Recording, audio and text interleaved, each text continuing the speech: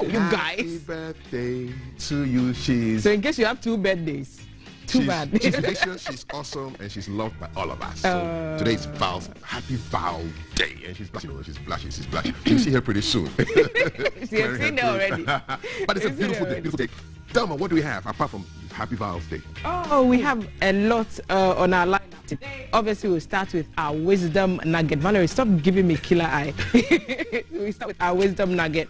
And if you are diabetic, you want to sit down for this convo we have with a doctor on how to plan your diet, because diabetics have to be really careful when it comes to putting stuff on their plate. You can't just eat anything when you're diabetic. So if you find yourself in that position, or you know someone who is diabetic, you would want to listen to the information that will be shared on that that segment of the show. We'll be keeping an eye on happenings around the Nungwatema area, and we'll tell you what is and what's not. Okay, let me talk to you about some animals. No. How do you feel about crocodiles? No. How about monkeys? Yeah. Snakes? Absolutely. Would you want a snake on your head? Absolutely Around not. your neck? In your hands? I wouldn't want a snake 3,000 feet to me. I wish they didn't exist. Like that? I wish they didn't exist. Yesterday I touched them. I touched some yesterday. And you are using the same hands to touch me. Don't do that. So don't mind him. He's part of my trip. Yes, I was in the Volta region from Sogako Fair. Where? Sogako Fair to Amato Fair. All the peppers. All the peppers. And it was a great adventure. You'll get the pictures pretty soon. Okay. Can we hand it over to... Yes. The birthday girl. Charlie, blush for us. Good morning, guys. Good morning, guys. Yes, it's my birthday, and thank you very much. I'm very grateful and thankful to be here. So on this side, we'll be keeping an eye at the Nungwa barrier construction site, and then around the Meridian Hotel. For those of us who live in Tema, the Meridian stretch has been clogged with a lot of traffic lately, and so we'll be going there with Jay and Alan. We'll also be going to the Spintex Kotobabi Road and the MPS shipyard. And then also you can send in your conversations about how did your weekend go? Did you have a restful weekend? Did you have a stressful weekend? Where did you go? You can send us your comments via WhatsApp number 05555610034 or on all our social media networks and the hashtag GTV breakfast. And then also do you know what your ideal body looks like? And then do you also know that you can have an entire new body in 90 days? That's a conversation that's coming, and later on with me, we'll be having a sit down with an amazing person who's going to tell you how to transform your body in 90 days. And so that's what to expect from my side. Back to you guys. Do you know that snakes can have new bodies? You know, they shed off their skin and then they have new skin. Charlie, today I want to snake you. I've looked you out. Listen, we opened the cage of this python. The python is like 14 feet. You know 14? You know the sound it made? It's like the sound when your tire is deflated. I've blocked you out. All I heard was shh. I've blocked you out. No. And the snake was really angry. I've blocked you out. You know? I've blocked you out. I've blocked you out. I've blocked you out. Because we'll also be examining the figures that were provided to us by the Ghana Statistical Service from the National Population and Housing Census. How do all those figures translate into development activities? How do they affect policy? So we'll be looking into that as well today on the show. Snakes? No. So we'll start off with our wisdom nuggets. Today, the good doctor is talking to us about how to face every day with courage. All right, so that's it, your wisdom nugget. We've got trends coming up in a short while and a conversation on diet, how to eat like a diabetic if you are diabetic. Welcome, World Tourism Day edition of GTV Breakfast, World Valerie Day of GTV Breakfast. And this is Cafe Day, our day here with the beautiful ladies. Here comes the wisdom nugget. We did. Always very exciting and very humbling to serve you the wisdom nugget for the day. And nugget a day keeps the problems away, isn't it? And today we're talking about the need to face every single day with courage. The need to face every single day with courage. I like a quote by Nelson Mandela. He said, courage is not the absence of fear. but the triumph over fear. Every single person faces fear. Even for me, as a public speaker, I speak to people all the time in different places, and yet nearly every time when I have to get up and go and speak to people, you still feel a little bit of fear. And that's the same for nearly every experienced public speaker that you may want to talk to. If they're honest, they will tell you that. And so is it for business people. And so is it for families. So is it for leaders. And we face fear every single day. Whether you're a young person going to write exams, you may feel a little bit afraid, you know, about what questions are going to come. Are you going to be able to answer it right? And so on and so forth. But what you need beyond your fear, because you can never keep fear away. Fear is a natural human experience. In fact, we were designed, you know, to have some level of fear so that, you know, we can be smart and we can defend ourselves, and so we don't make unnecessary mistakes, all right? So it's a bit natural. But what we need beyond the fear is courage. We need to face every single day with courage. I don't know the kind of decisions that you're going to make today, and I don't know the kind of challenges that are standing in front of you today. And there are also people that need to be courageous to speak the truth. You know, sometimes, you know, we're so afraid that when we speak the truth concerning certain situations, we're going to get issues. But many times our fears never materialize. I like how someone defined fear. He said that fear means false, evidence appearing real. Because a lot of the times, the things that we're afraid of hardly ever happens to us. So there's no need to be afraid of fear. If you're confronted with something today, have courage. Because courage is not the absence of fear, but a triumph over fear. As you go through today, be a courageous person. Face the mountains and the challenges that are confronting you. Because for all you know, you're more capable, you are stronger, you are tougher, you are bigger, and you are better than the problems that confront you. And with that courage that is inside of you, you're going to win, you're going to succeed. And at the end of the day, we're going to be clapping for you, because you are such a courageous person. Have a fabulous day. And I look forward to see you again on the Wisdom Nugget for your day.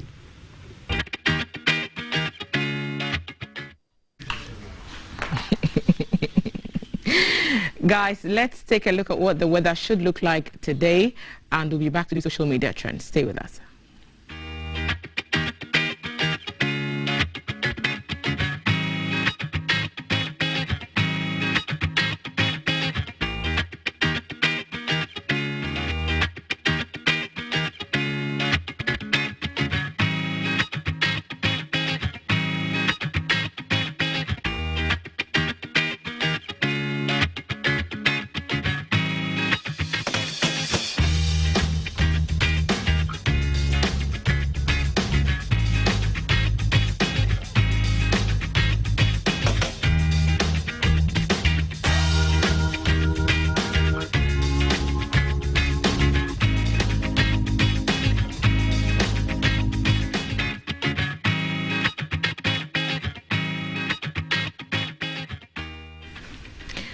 Okay, so if you are following any social media trend at all, you know that usually on Mondays the trend is dominant to sports. And if you're a boxing fan, then you're not new to this information. If you're an AJ fan, heartbroken around the world. And guys, so Anthony Joshua lost his championship defense against Alexander Usyk over the weekend. And obviously London is not happy. Are you a boxing fan? Val, I mean, I know you like football, but boxing, are you a boxing person? She likes Manchester United. It's two different Yes, things. but no, I don't see how, I mean, I feel pain. When they are being... Yes, so okay. I tend to stay away from stuff like, it's too violent for me. Okay, so. okay. Anthony Joshua, the theory I heard is that he actually wants a bigger payday. So you lose this one. You know, boxing, when you lose, you can... Even this loss is £15 million. Thank you. So, as a friend of mine used to say back then, boxing is a good sport. Because even if you lose, you get paid a lot of money. 15 million. So there's likely a rematch. In fact, they started talking about a rematch already, almost immediately after the bout ended. Yep. So opportunity to make more money, also to get your head bashed in by these bombs. I mean, I don't know how you can do a job like this. You know, just get beaten up every day and come. I mean, I'm listening to you, and it's obvious you two didn't even watch the fight. So I don't know Okay, how so I can.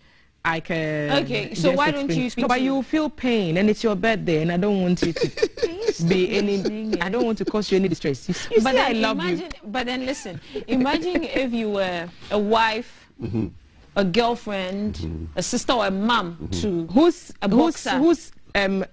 love or family member was bringing home 15 million pounds. No, it's not about the money. No, it's not about the money. Before the money comes, because OJ got hurt. That was the point I was going to make. That he got punched in the eye, and so they had to check his eye socket as soon as the bout ended, and so he needed to go off right after the announcement of the win was made, so that he would be checked by doctors. So it's not as rosy as I mean. But live from GBC from boxing, I can't stand. I mean, I'm punching another person in. I guess the counter argument is that if you're a really good boxer, you don't get hit that much. Yes, I mean, you can but if, look, you know, if you're watching the videos, look at Alexander. He won the fight, but he took some heavy punches as well, and you can tell from the expressions on his face and expressions, jabs that landed on his face. So even when you are on the winning side, you do not necessarily go home without blemish. You know, the next time I speak to Professor Zoom Nelson, I'm going to ask him just one question. How does it feel when a left hook connects with your jaw? I mean, you should just describe it. Because not good. Boom. Not good would be my bet. You do something before? I'm not you good. You boxed before? Me, I would carry the bucket. But I'll leave that story for another day. Because I'm sure my mom is watching. Good morning, mom. Tell my Chavez. No, I was never. You never boxed? Did you box? Never much of a fight. Have you seen Valerie? Really? Have you met Valerie? No, you be a flyweight. I've never won a fight. Like, no, I've never won a fight. Flyweight. It's a real category. Flyweight. I won't make it past amateurs. It won't get to the point where I have to actually, Charlie, I'll kneel there and beg. Let me see your face. No. Charlie, this way you go fit for some boxing glove inside. No. So sensational reign ends for Anthony Joshua. He's lost the IBF, WBA, and WBO championship. All those 3 belts have gone to Usyk, and so now the Wilder and Deontay Wilder and Tyson Fury fans are having a frenzy because they don't know who to fight who. No, they know that there's a sort of a structure to matches and rematches. So the conversations are still going on about when the fight will even happen. But obviously, if one of the top contenders has lost the titles, and AJ made the comment during the post-fight conference that he would fight those 2 boxers even without the titles on board. I mean, you two don't even watch boxing. Charlie, listen, I want to come and have you. You're not just a Barca fan, you're also a boxing aficionado. And Barca won 3-0 this weekend. So first win at Camp Nou. I had to bring that in somehow. But Arsenal also won. So you see, the North London derby was also quite exciting. Daryl is not happy today because he's not a Tottenham fan. I think he would be because he's always supported Arsenal. Rather. So Daryl, good morning. I know you're out and about trying to bring us the traffic situation. So also on social media trends over the weekend, I think on Friday, we were talking about the pregnant woman who... supposed pregnant woman. Thank you, Valerie. You see, it's your birthday, so that brain is you're awake, girl. Like, have you even slept tonight? Have you even slept? Let's continue. So because it's Valerie, we should continue. We were in time. If it's a Barca girl, we'll talk about it. No problem. So the woman comes out on Friday to tell medical officials and the police that she had actually faked everything. She was never pregnant. She was never kidnapped. So all those theories about pseudopsychiatrists. You know the pseudosciences, I think fake pregnancy. That's actually a medical condition. But she did not have pseudo. She did not have a pseudosciences. She just lied. Okay. And she said her mom knew. Okay, so why put the whole country, especially in a time where people are already on edge about all the stuff that's going on security-wise, why put the whole country in such a state? Exactly. I remember there was a time some Japanese went and ended up in a place they didn't end up in. The authorities spent so much money looking after them. When they found these guys, they gave them a bill for wasting the resources of the authorities. Yeah. Yeah, committing men, women, money, material. You know, this is just crazy. We need to find out why they did this, though. Yeah. And I mean that the argument that some have put forth is the societal pressure on women to have children or to get married or to just, you know, procreate. And the other side that some are arguing, apart from the woman lying, and obviously that's unacceptable under any circumstance, is pressure. Pressure. Yeah. Society just asks, and people ask the most unnecessary questions. Yeah. And they don't appreciate what you may be going through silently or privately. Yeah. And they would walk up to you and ask you questions. I've had it all the time. Like, are you still single? When are you getting married? When are you having children? Yeah, and they don't know that it's rude. So definitely, guys, like, you don't know what somebody may be going through. And it's not every pregnancy that ends up in a birth. So don't ask people when they are getting pregnant. For all you know, they've just suffered a huge loss, and they may not be willing to talk about it. So there's so many trigger points for people. So if we would just be mindful of the kind of things we say to people so that they do not get under pressure to come up with, I mean, who does this? To lie to a whole community who go ahead and rain curses on a regional minister because they stood for you, they defended you, they thought that you were being lied against, and so like people had to fight for you. And then so what happens to those curses? Can you recall a curse, like, you know, Gmail, when you Let's ask our viewers, when you send a Gmail do you message, think we can recall curses? Yeah. Do you think we can recall curses? And good. Mind you, you can touch on any of the topics that we've touched on already this morning. So whether it's Valerie's birthday or snake charming skills, which came over the weekend, or AJ losing that boxing bout to Alexander Usyk, or the fake pregnancy and the fake kidnapping, the story told by the woman that we all thought was in grave danger. We prayed for her. It came out. She's come out to say that it was not true. Do you think cases can be recalled? Is the question Kath is asking. So send us your comments and contributions, whatever knowledge you have on this subject. Send it to us at our WhatsApp number 055-55-61034, 055-55-61034. And you can also follow our social media handles. We're streaming live on Facebook. We are on Twitter, Instagram, and also on YouTube. So leave your comments there as well, and we'll get to it very soon on our interactive screen. And so let us know what you think. So any more you want to share on the pregnant woman before we move on to other trends? I'm just thinking about the cases, you know, because you send an email on Gmail and then you can actually stop it. You know, so I'm just thinking, can you bring a case back? You've dropped this powerful case. Can you recall it? You know, say, case, come back. And then also, and then also, I think we should. This serves as a lesson, not to jump into debate too quickly until we know the facts. Yes. Yeah. Because a lot. I mean, since this case came up, too many theories. And from some notable people as well. And I mean, here it is. Everything is a lie. So disappointed everybody. Pseudo what? Pseudocide.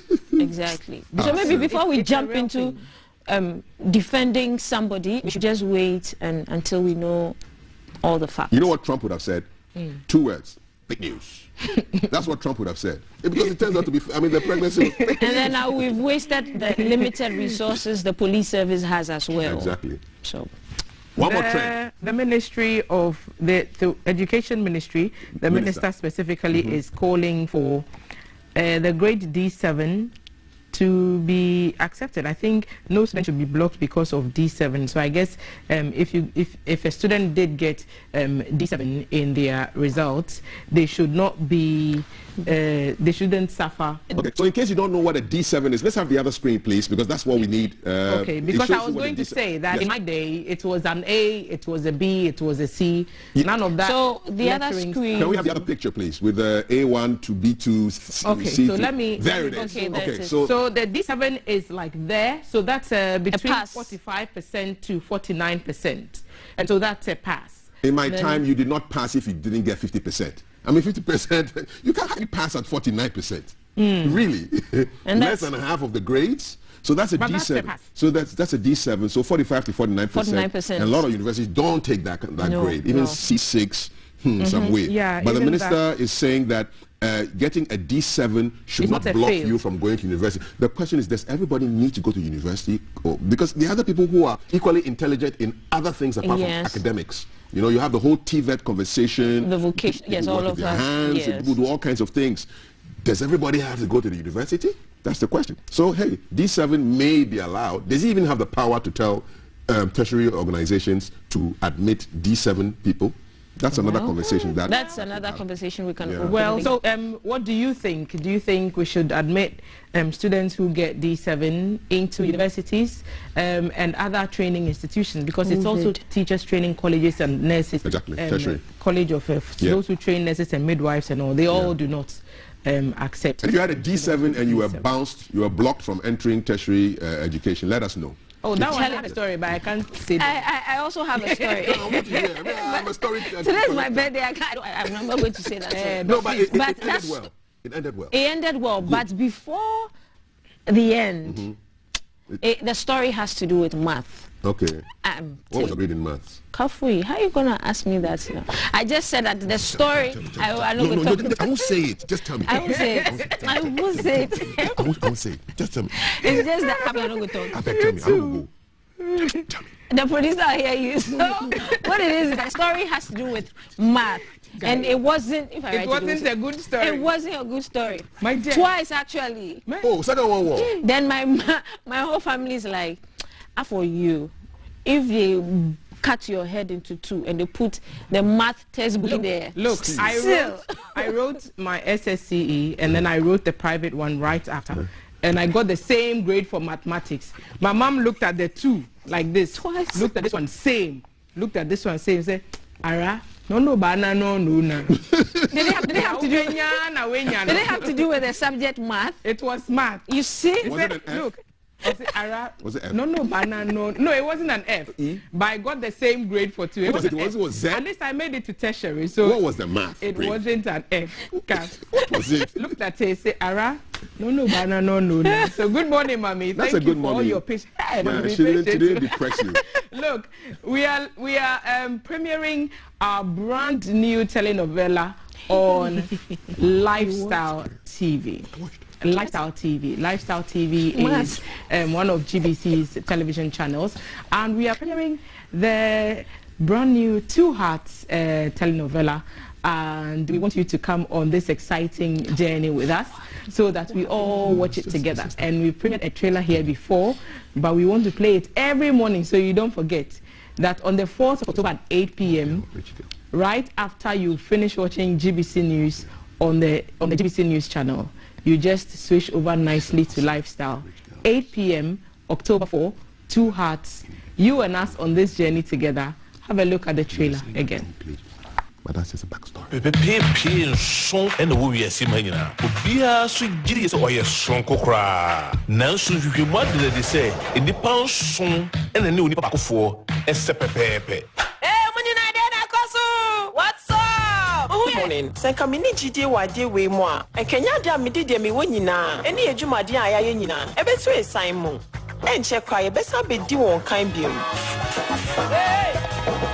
Mega so ko fie dem. We ko fie official da. Minimpa se na ye official da o. Official po. You dey jai so mi wan bro. Nya kan so Marinella. E ba be she matasu kutu. Marinella. Wo do wan papa network ni bi wo. I didn't make us Ramon. I didn't know about Marinella.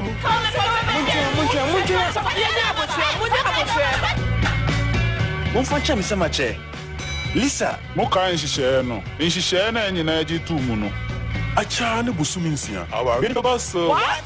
Papa, this is not go so no. Catch him, sir. Sure, Baka. Couple Miss Roy, away. So went here. The cool papa. Sure, but say a bit here. Wait, the same Hunaqua. Minuya, To see me our brother for fro. minimum class any. I didn't know what's a mepina dear way so. At the LGC Eco Bankrupt Nitiana. Let me also on Papa. a son said, Men are maker. A dear air deep power brabo and the set ubenya or the four or your own fempa.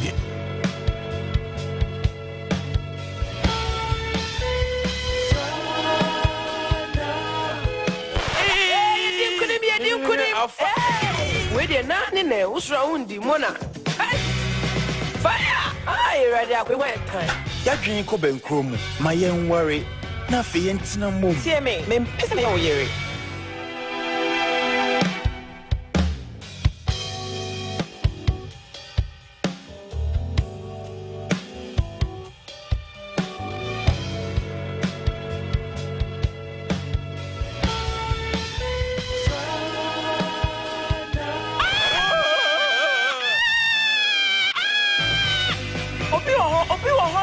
Lifestyle TV and the romantic comedy Yesongokura Abrel. Your friend Leo Tabayoyo. Hey, what you know? And there's a Oh, Mujami mo. Boss man. Sorry. I say, oh, be when you didn't say pepe so It's Nami we no cray. 2 Hearts. Just say Lifestyle TV Songkwa.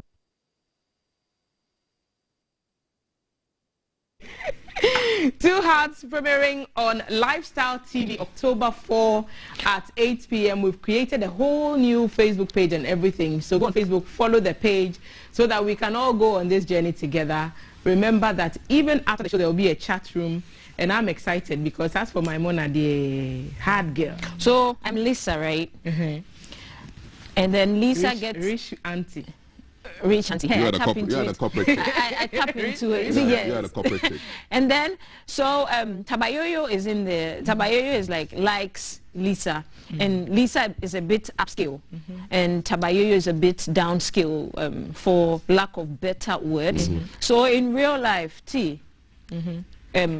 how would you feel? I'm not being mean or demeaning any profession, but how would you feel if perhaps a carpenter who is well established, he has his business, but if he's well established, is makes a go at you? So that's a predicament that Lisa finds herself in, and I think a lot of career women and a lot of women can relate. So if you can relate to that, maybe you can start sending in some of the comments so we can pass it on to the people who will be handling the chat room, and then they know which corners and which conversations to pick. I think I like that question. As a corporate lady, would you date a carpenter? Would you? Forget about established. As a corporate woman, would you date a carpenter? Because if it's Toga's furniture. How about wayside bamboo furniture? You said carpenter. I choose to tap into the Toga's vibe. That's also carpentry. So are you talking about somebody who's several zeros? No, we said corporate versus carpenter. No, corporate woman, corporate chick versus wayside carpenter. No, just carpenter. Don't. Okay, just a carpenter. So he's not rich. He's a carpenter. He works with wood. Voila. For the sake of clarity. No, he's a carpenter. Corporate woman. He's good. Carpenter. So you can send in your comments to the Lifestyle channel. Their Facebook page. Yes, so their we've created a whole new Facebook page. And guys, like Tabayoyo is saying, he didn't come in the first episode, so he doesn't have anything to say. But Mona there, she organizes like, did you see the part where she's organizing cockfights? Yes, like, a cockfight. Hens and cocks are fighting. The and hens they don't go fight, and it's bet. just the cocks. It's just the so cocks. it's only the cocks, imagine. Yes. So they go and bet, and then whoever wins gets obviously a chunk of the money. And because the family is in debt, she has to do these things so that the people who are threatening to harm her father do not get the opportunity to do that. I'm excited. And you know that you can actually bring that to a Ghanaian setting where... What would you do? Yeah, what would you do to save your family? Yeah. How far would you go to save your family or to put food on the table? All the way. Yeah. So that's another question we are asking you guys. And how far would you go? Interesting, because some of these questions. Yes. How far would you go to feed your family? So we are telling you that there will be a chat room. So after the program airs, the episode airs, there will be a sit down, and all the issues that came up during the program will be discussed. And we have a promo for that as well, so have a look. We are all just gearing up for next week, Monday. See that. Fire! I ready up with time. Yadrin ko ben krom, my young worry. Na fe entina move. See me pesa me oyere.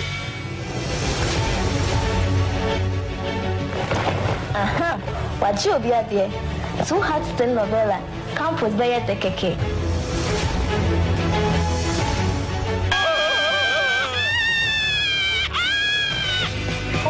obi wo ho oh ya se unim baby a wo abefia no oh nipa amosie se wa befa mo ade ha nso na all ba beji hey too hard dear and mun sem dear hey I better also papa too hard na na go job che say bibi ye ba ko a na e ka ba ko ba ko eleji never kaba na mi koda because you're too hard telenovela. Maybe there's something sweet, there's something fried and chichery. So we take a post to when you're going to be one. In fact, so once again, I'm sorry. Too hard telenovela.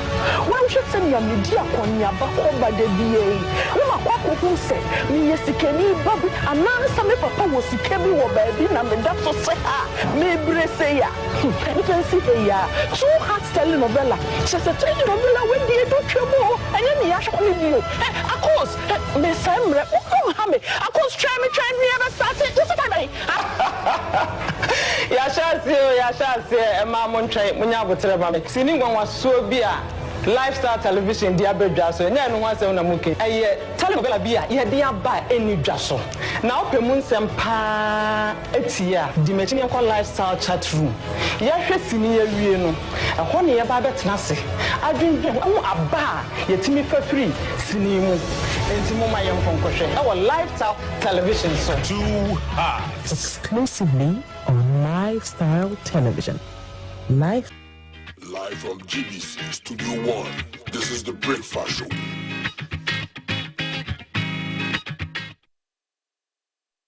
Yes, mad game on Guys of today. Trust me.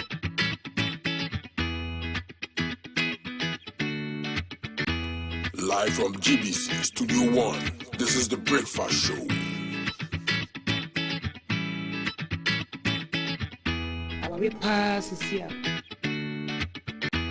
Live from GBC Studio 1, this is the Breakfast Show.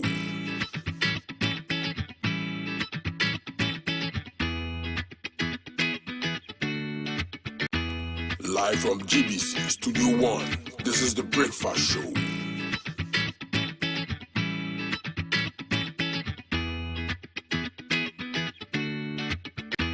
Live from GBC Studio 1, this is the Breakfast Show.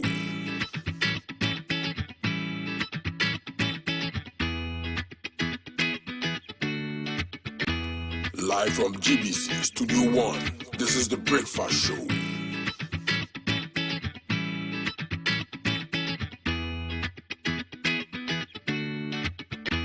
Live from GBC Studio 1, this is the Breakfast Show.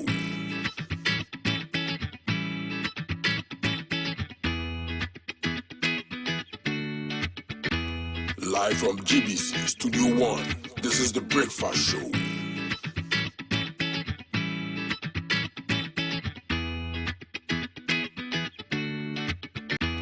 Live from GBC Studio 1, this is the Breakfast Show.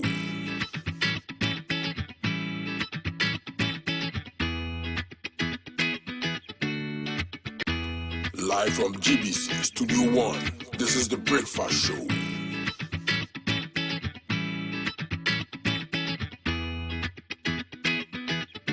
Breakfast Show. Live from GBC Studio 1, this is the Breakfast Show.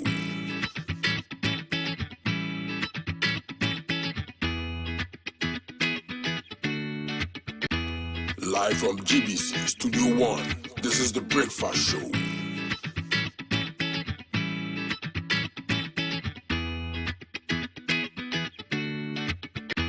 Live from GBC Studio 1, this is the Breakfast Show.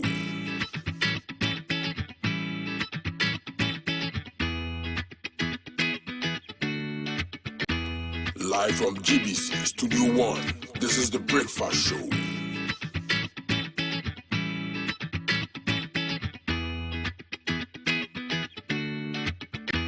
Live from GBC Studio 1, this is the Breakfast Show.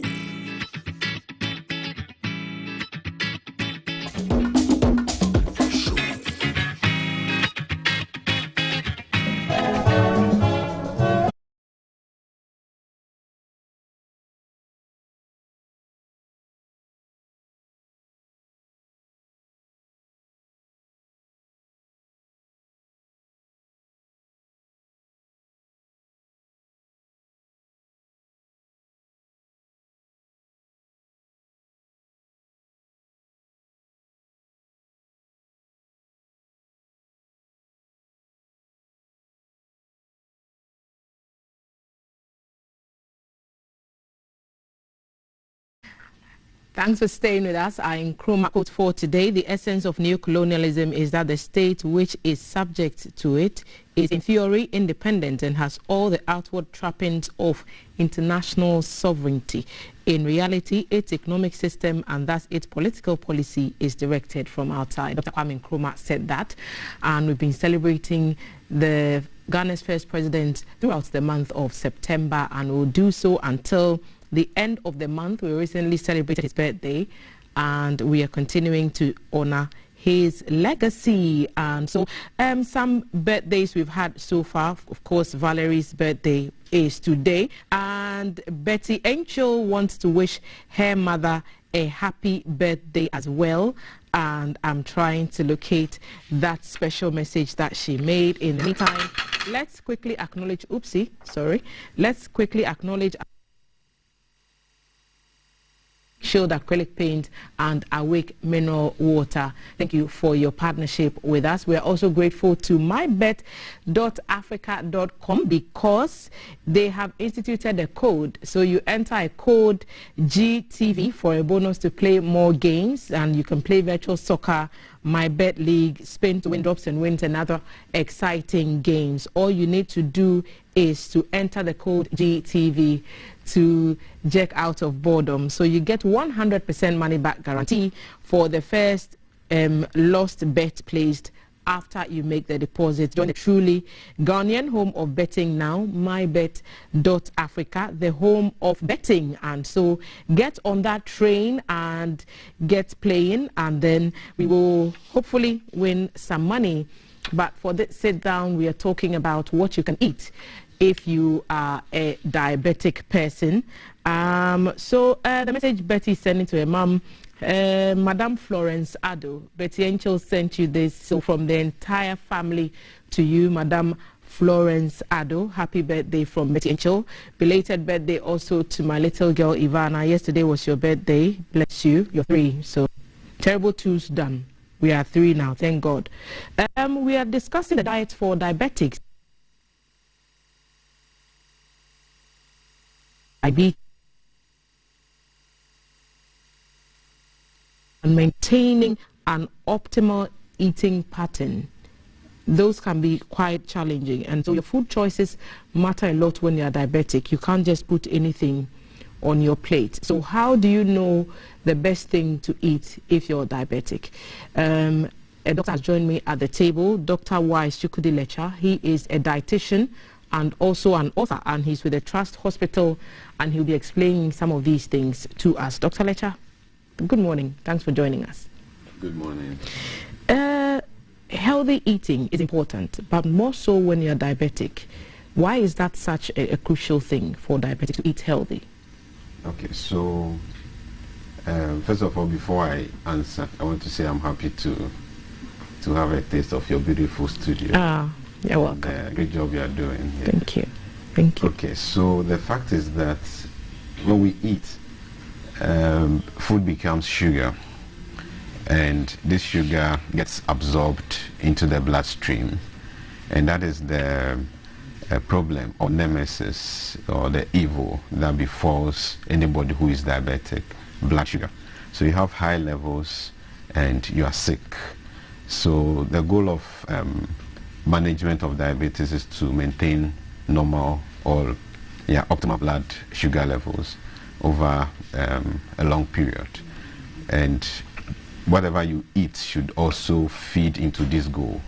So that's why it's such a big deal what you eat as a diabetic. And because people know that the food has an effect on the sugar, they get confused.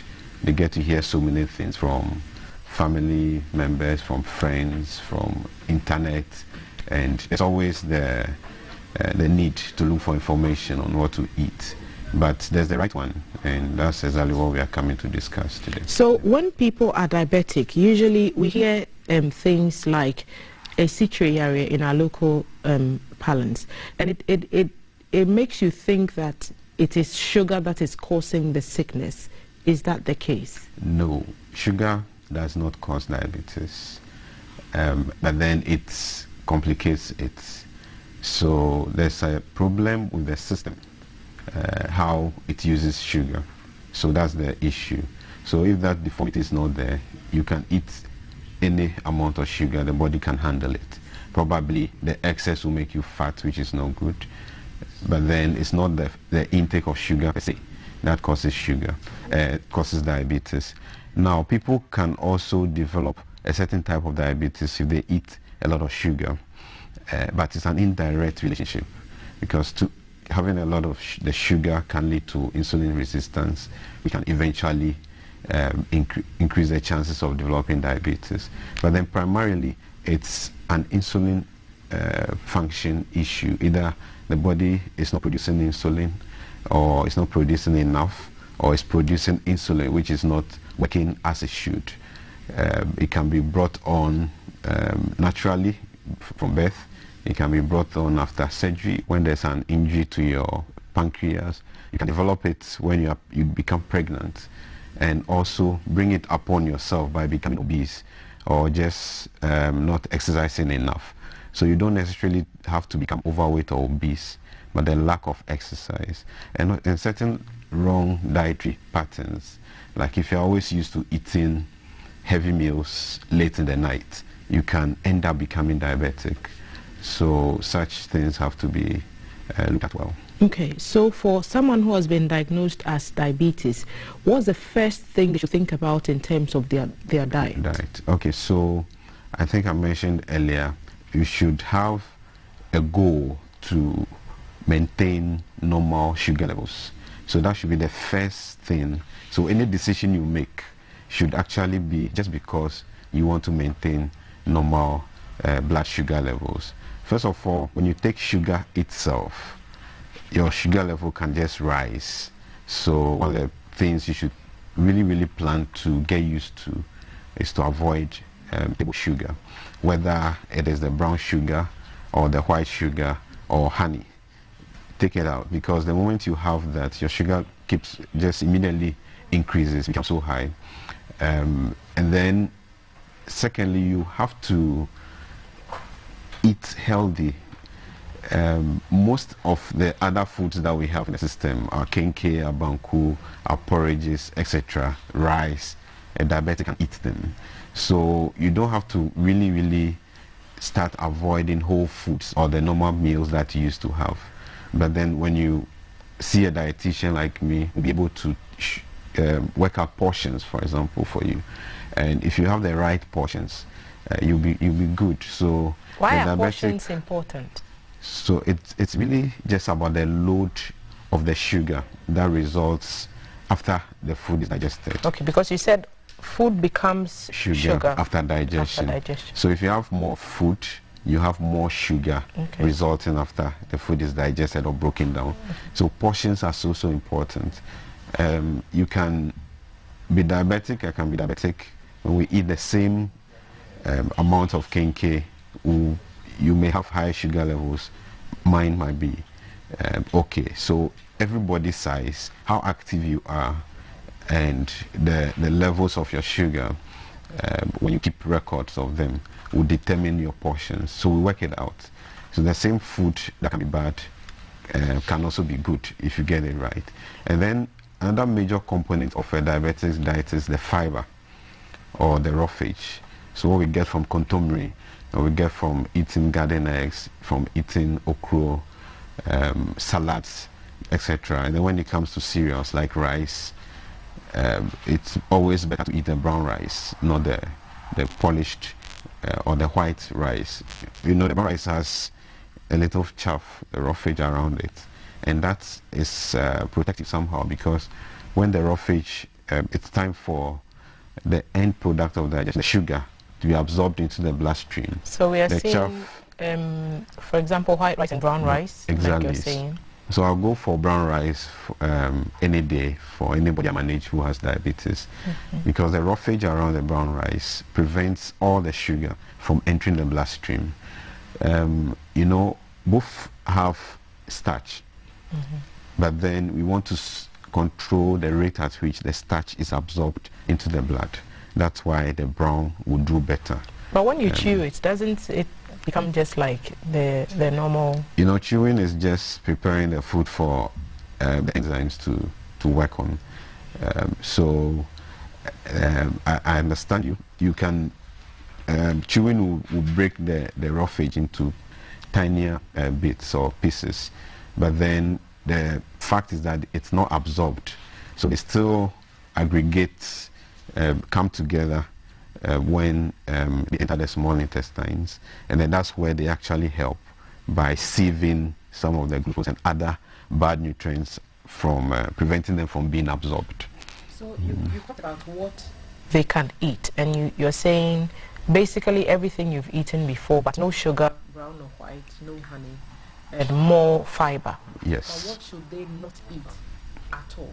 Okay, so in addition to the sugar, drinks, like soft drinks, which are also loaded with a lot of sugar, I would also not advise anyone with a bad diabetes to be taking alcohol.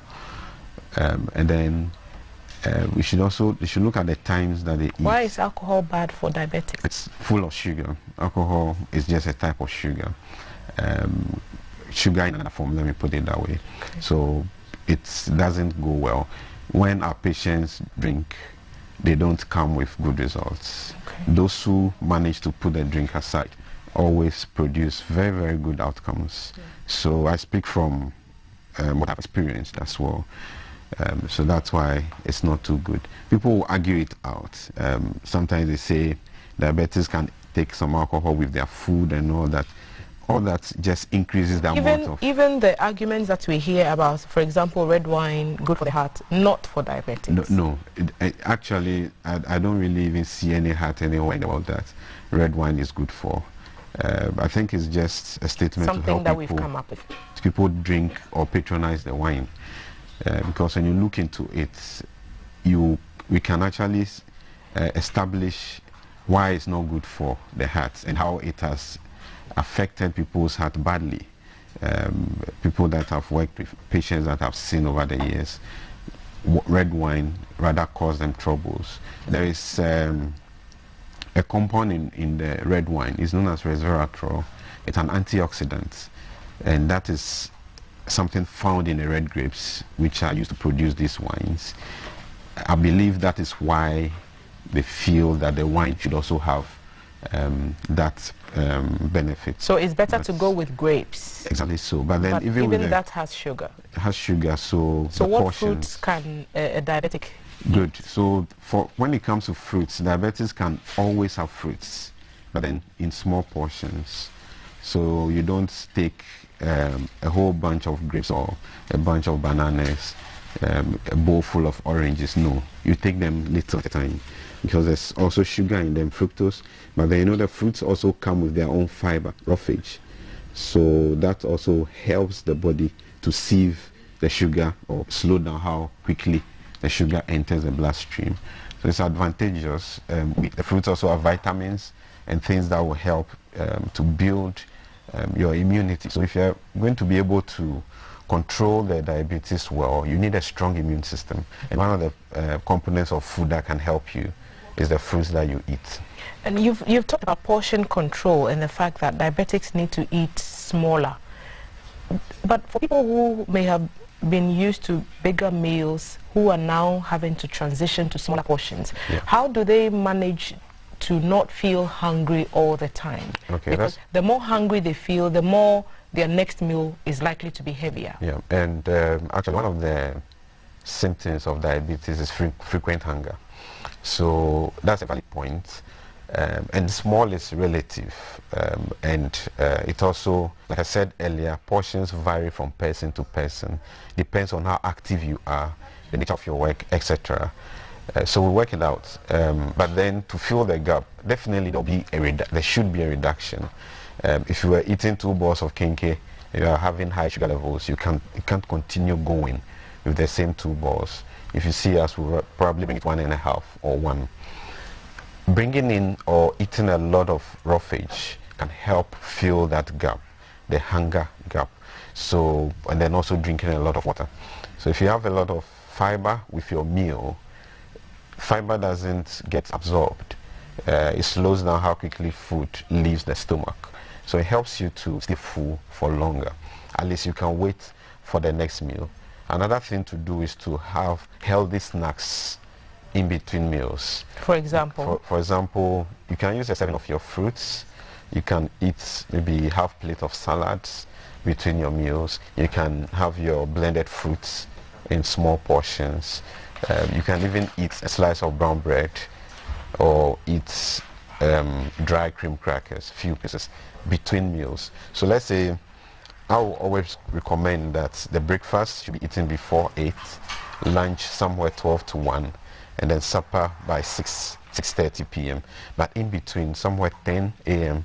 and 3 p.m., you can throw in those small meals just to keep you going. So you can have a few meals, so 3 square meals from what you're explaining, and then maybe a couple of snacks in between. Exactly. But you're advising that late eating should not be a part of a diabetic's life. Exactly. So because most of them even experience it themselves. The day they come up with an FBS, fasting blood sugar reading of say 8 in the morning, patients are able to tell you that I ate my supper late last night. So late night supper will give you bad readings the following day. And a lot of these things, you've captured them in some of the books that you've written. Share them. Exactly. So I have Live Long by Eating Well. Okay. This is for general, just eating well in general. Yeah, not just for diabetes, okay. For everybody. Okay. So the books are more of how to prevent some of these problems. Okay. And there's also Eating to Prevent and Manage Lifestyle Diseases, diabetes, hypertension, cholesterol, etc. Okay. And be your own dietitian. It's questions and answers purely. Okay. And so where can we find the books? Yeah, they are available at Kingdom Books, where you find Kingdom Books. Okay. And how can people reach you? You can send a message to 0244 090262. 0244 090262. Okay, so for anyone who has watched us and has not taken anything away at all from this interview and they are diabetic, what would be the key takeaway for them?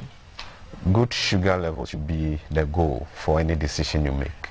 And if you maintain normal sugar levels every day, your diabetes will not give you complications. And so when you also make up your meals or prepare your meals, think about your sugar levels and just follow your doctor's advice, take your medications, and follow your dietitian's advice. Eat as you've been advised to do so. And I'm just wondering, what could possibly go wrong if you did not follow the diet plan as a diabetic? A lot. There are so many complications. You can go blind, you can get amputated, you can develop kidney failure, you can even develop heart disease. A lot, you can have sexual dysfunction. There's so much that can go wrong if diabetes goes wrong. Right. Thank you, Doc. And I'm sure that we will have people reaching out to you to help them with some of their lifestyle choices. Thank you for appearing on the table. Mr. Wise Chukwudilecha is a dietitian and author. He's at the Trust Hospital, so he can advise you on the right dietary needs if you have diabetes or any other lifestyle diseases mentioned, hypertension, and also high cholesterol levels. So we've been talking about how a diabetic should eat, and he's told us, the dietitian has told us, that you should really eat to optimize normal blood sugar levels in your blood. So more fibers, less sugars is advised. Certainly no alcohol. So if you've learned anything from this program, learn that. We are standing by to look at traffic situations around town, and the birthday girl Valerie will be leading that segment. So stay with us. We'll tell you what traffic looks like around you. We'll be back.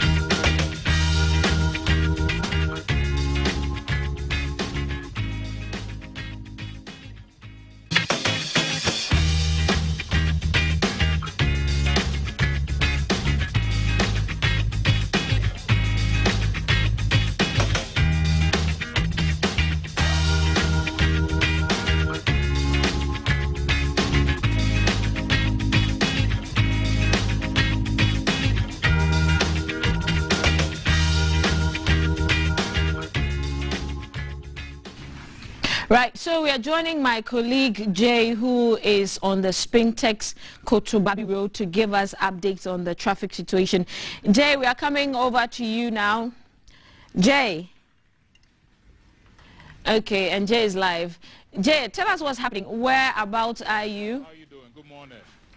Good morning, Jay. Yeah. What's happening? Where are you? Okay, so this morning, good morning to everyone once again.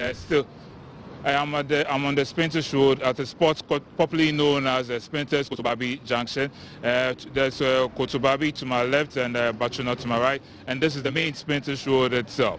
So this is where I'll be reporting from this morning. We arrived here this morning, and it's quite a brisk morning. People are about, they are busy, they are bustling about, and also we witnessed a little bit of drama this morning because the traffic lights are not working for the past few days. Someone we spoke to said it's been off for about 4 days now. So that there has been a series of chaos around here during peak rush hour moments. So at the moment, there are two policemen at the moment who are helping to direct traffic and, help commuters who are using this side so that they don't face too much of a stoppage or that chaos when they arrive at the traffic light. Indeed, this morning when we arrived, one of them was stopping the main traffic light for those who are coming towards this area, towards Bachuna, and he didn't see the policeman. So it devolved into an argument in which they had to resolve. Well, after the commercial driver pleaded, he didn't see him, and finally they allowed him, the commercial driver, to go. So you can tell there's traffic building up for those who are coming from the coastal area, Coca-Cola roundabout, towards this place, towards this intersection as well. And then for those who are coming from the Kotobabi area, you can tell they are just stopped at the traffic light at the moment. They are not facing that much of traffic. And then so those who are coming from Sakmono, heading towards this place, also there's not much of a traffic situation for them as well. So this morning is slow and steady for them. And then there's a major pothole right at the junction right now. If you can see that right now, there's also, it doesn't help people who are heading towards Bachuna when they have to make their way towards that side. And you can tell for those coming towards the main road, for them also, they aren't facing that much traffic. It's steady moving for them as well. So these are the challenges that Kotobabi, the residents here, are facing at the moment. So there's a pothole here, and then the traffic light is not working. I understand the potholes create some kind of traffic accidents for people who are not familiar with the road. So motorists should be aware of the situation if you are using the Spintex Road at this area. So these are the scenes you're witnessing right now at the Spintex Kotobabi Junction. Back to you, Valerie, in the studio. No, we are coming to you. Jay, could you speak to the police officers on duty and find that out? If it wasn't for the traffic lights, yes, we do know that stretch is known for a lot of traffic. Could you ask them, apart from the faulty traffic lights and the pothole we just saw, what other factor accounts for the traffic on that stretch? And that traffic on that stretch is there from morning till noon, right? There's usually, yeah, so if you can speak to the police officers on duty, find out why that stretch has a lot of traffic. They might know. How you exaggerated that. Okay, so when we... Right. Okay, so, yeah, so Val, when we arrived this morning, they told me don't be allowed to speak on air without their commander's permission. But I can tell you for a fact, there's a station and a bus stop right at the behind the traffic lights over there. You can tell there are pedestrians and there are people waiting to board vehicles over there. Right. So usually when people are trying to move forward and they get to that spot, their commercial vehicles stop haphazardly. So it's hard for commuters to maneuver their way around them to make their way towards their various destinations. So that's what causes, that's one of the major reasons why there's traffic usually on this area. And besides, there are a number of businesses around this intersection. For instance, there are banks over here, and people ply their trade here as well. So that's what causes most of the traffic as well. And of course, we have some indisciplined drivers who don't want to obey traffic rules. That also causes the traffic in this area. So usually that's what happens here. So fortunately, they are here this morning to help curb all that and to direct the situation and the free flow of traffic here at this intersection. Right, Jay, not to put you on the spot, do you know why that particular stretch is called Spintex Kotobabi? I put you on the spot. Okay, so find out for us.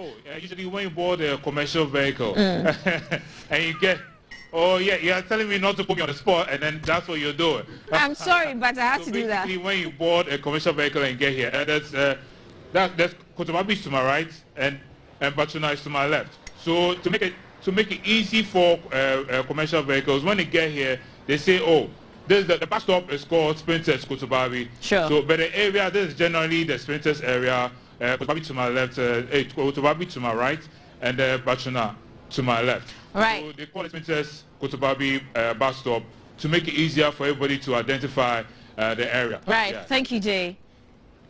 Thank you very much.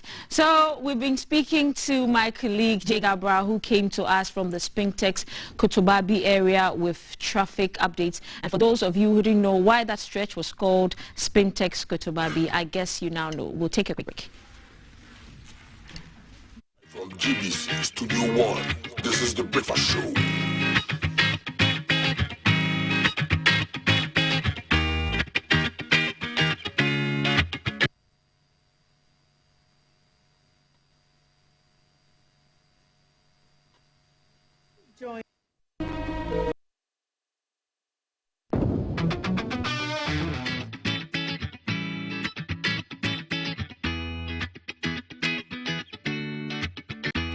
Live from GBC Studio 1, this is The Breakfast Show.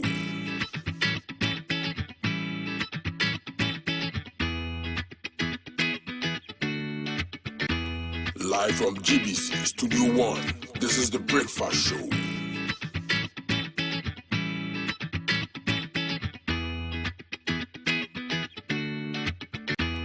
Live from GBC Studio 1, this is The Breakfast Show.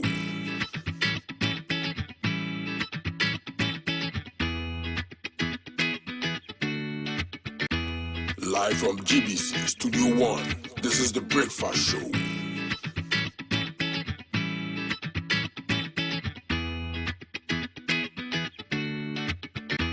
Live from GBC Studio 1, this is The Breakfast Show.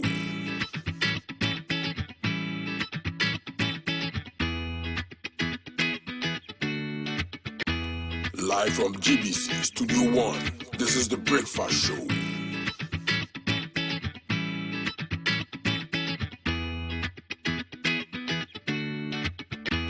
Live from GBC Studio 1, this is The Breakfast Show.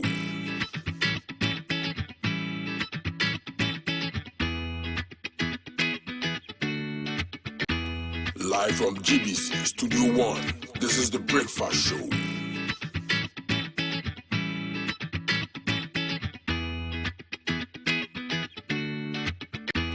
Live from GBC Studio 1, this is The Breakfast Show.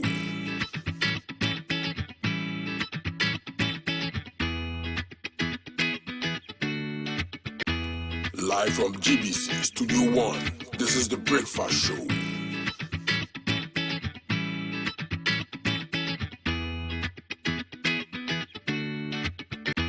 Live from GBC Studio 1, this is The Breakfast Show.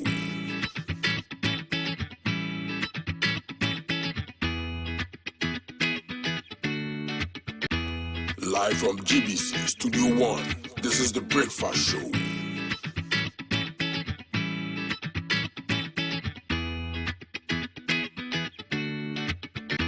Live from GBC Studio 1, this is The Breakfast Show.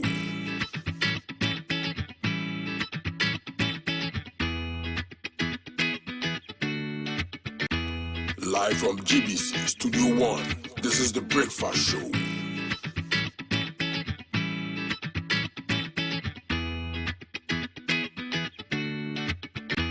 Live from GBC Studio 1, this is The Breakfast Show.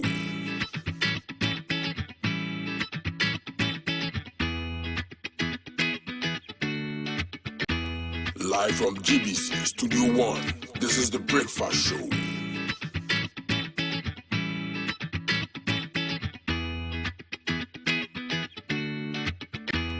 Live from GBC Studio 1, this is the Breakfast Show.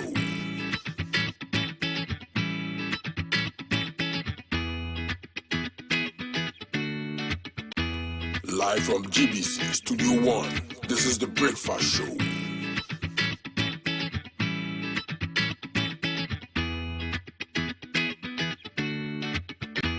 Live from GBC Studio 1, this is the Breakfast Show.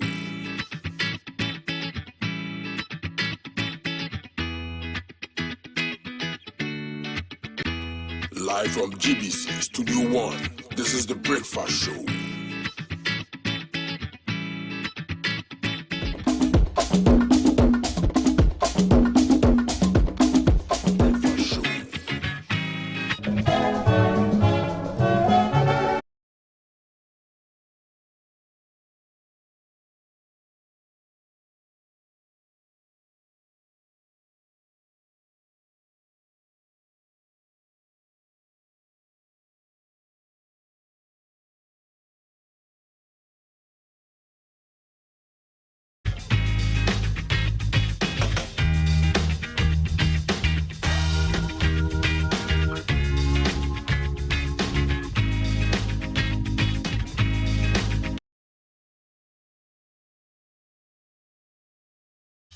Good morning again. If you just joined us, welcome. This is GTV Breakfast. My name is Kaf. Still to come headlines, conversations on how to renew your body, get a whole new body like a snake in 90 days. But before that, let's just let you know that our WhatsApp number is 055-556-1034.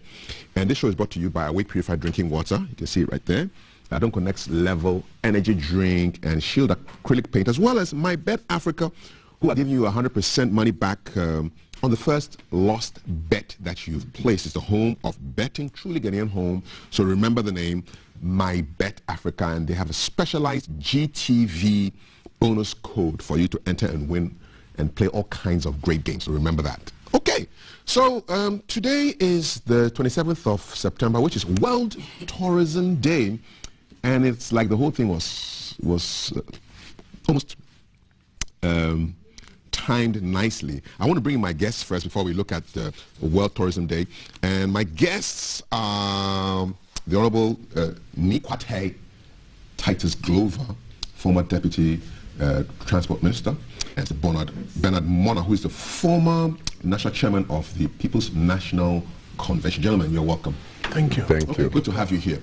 Representing Greater Accra Region, Upper West, Volta. So between the three of us, we are covering Ghana nicely. So I will be making a mistake because he has a shared take with Volta. With Upper West. Upper West. Yeah, you see now. Yeah, and I also found out that some of my ancestors were from the Eastern region. So okay. So I have in-laws there as well. So we're just all nice mixed up. In tracing, you may be an Eastern region because if your mother's roots come from there, don't forget matrilineal. Yeah, but but we are patrilineal now. Now there's too many. No, the fact that you are from Volta and trace well, you may be from Eastern region. I hear you, sir.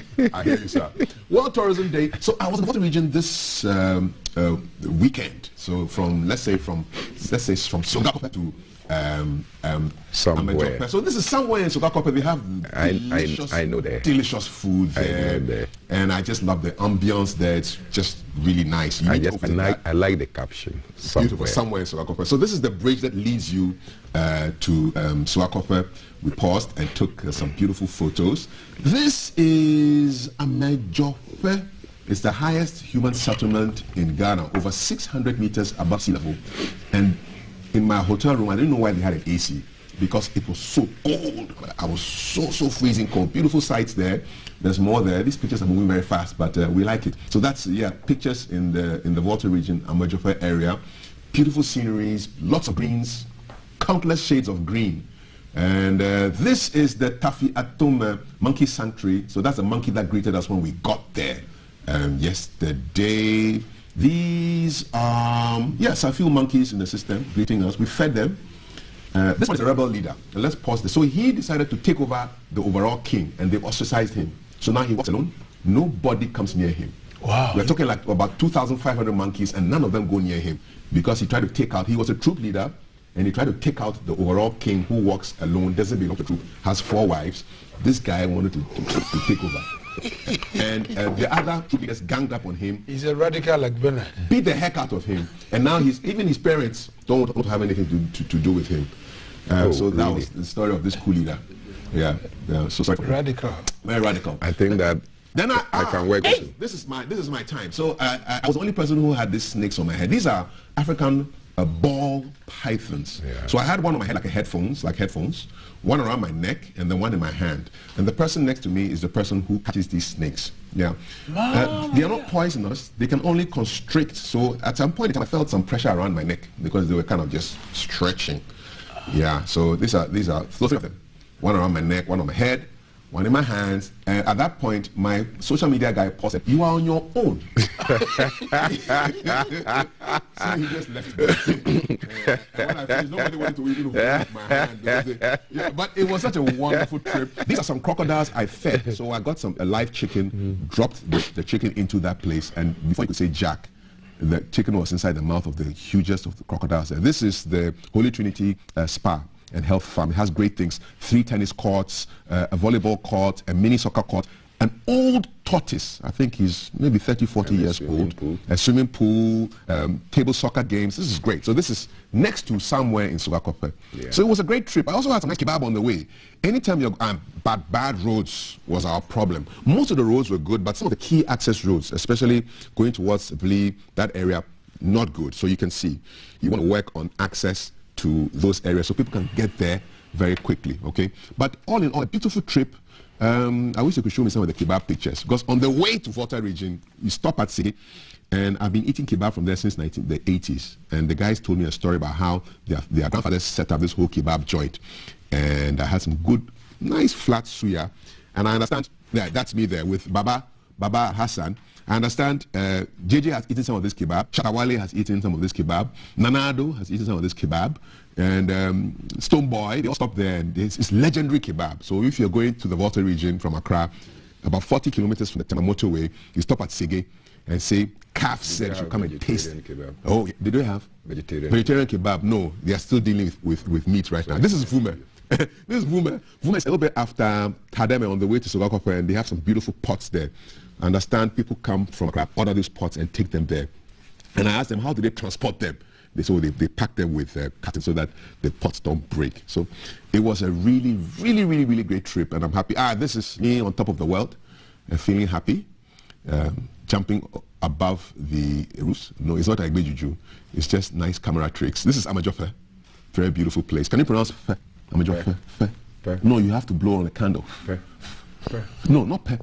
Amajofe. Amajofe. Fe. No. I'll give you a deme and a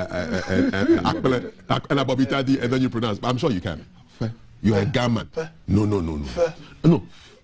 Yes. Yes, you got it. Gentlemen, thank you very much. Your thoughts on tourism. Today's World Tourism Day, from what you saw and your experience with tourism. First of all, let me say a wonderful morning to all your viewers. Yes. Out there who have glued to their sets, and wish our dear sister, friend Val. We are told today is her birthday. Indeed. Birthdays are special days. Yes, and you recall the day her mother is rushing her to the hospital to make sure she's born. So we have to say a big thank you to the womb and the man that brought her to this earth. Amen. She's looking too elegant, so special, and we'll have a day out later. Bernard, before I attempt again, last week I was here. Yes. And I spoke about some manholes on the Tamale motorway, which is a death trap. We can lose the lives of motorists.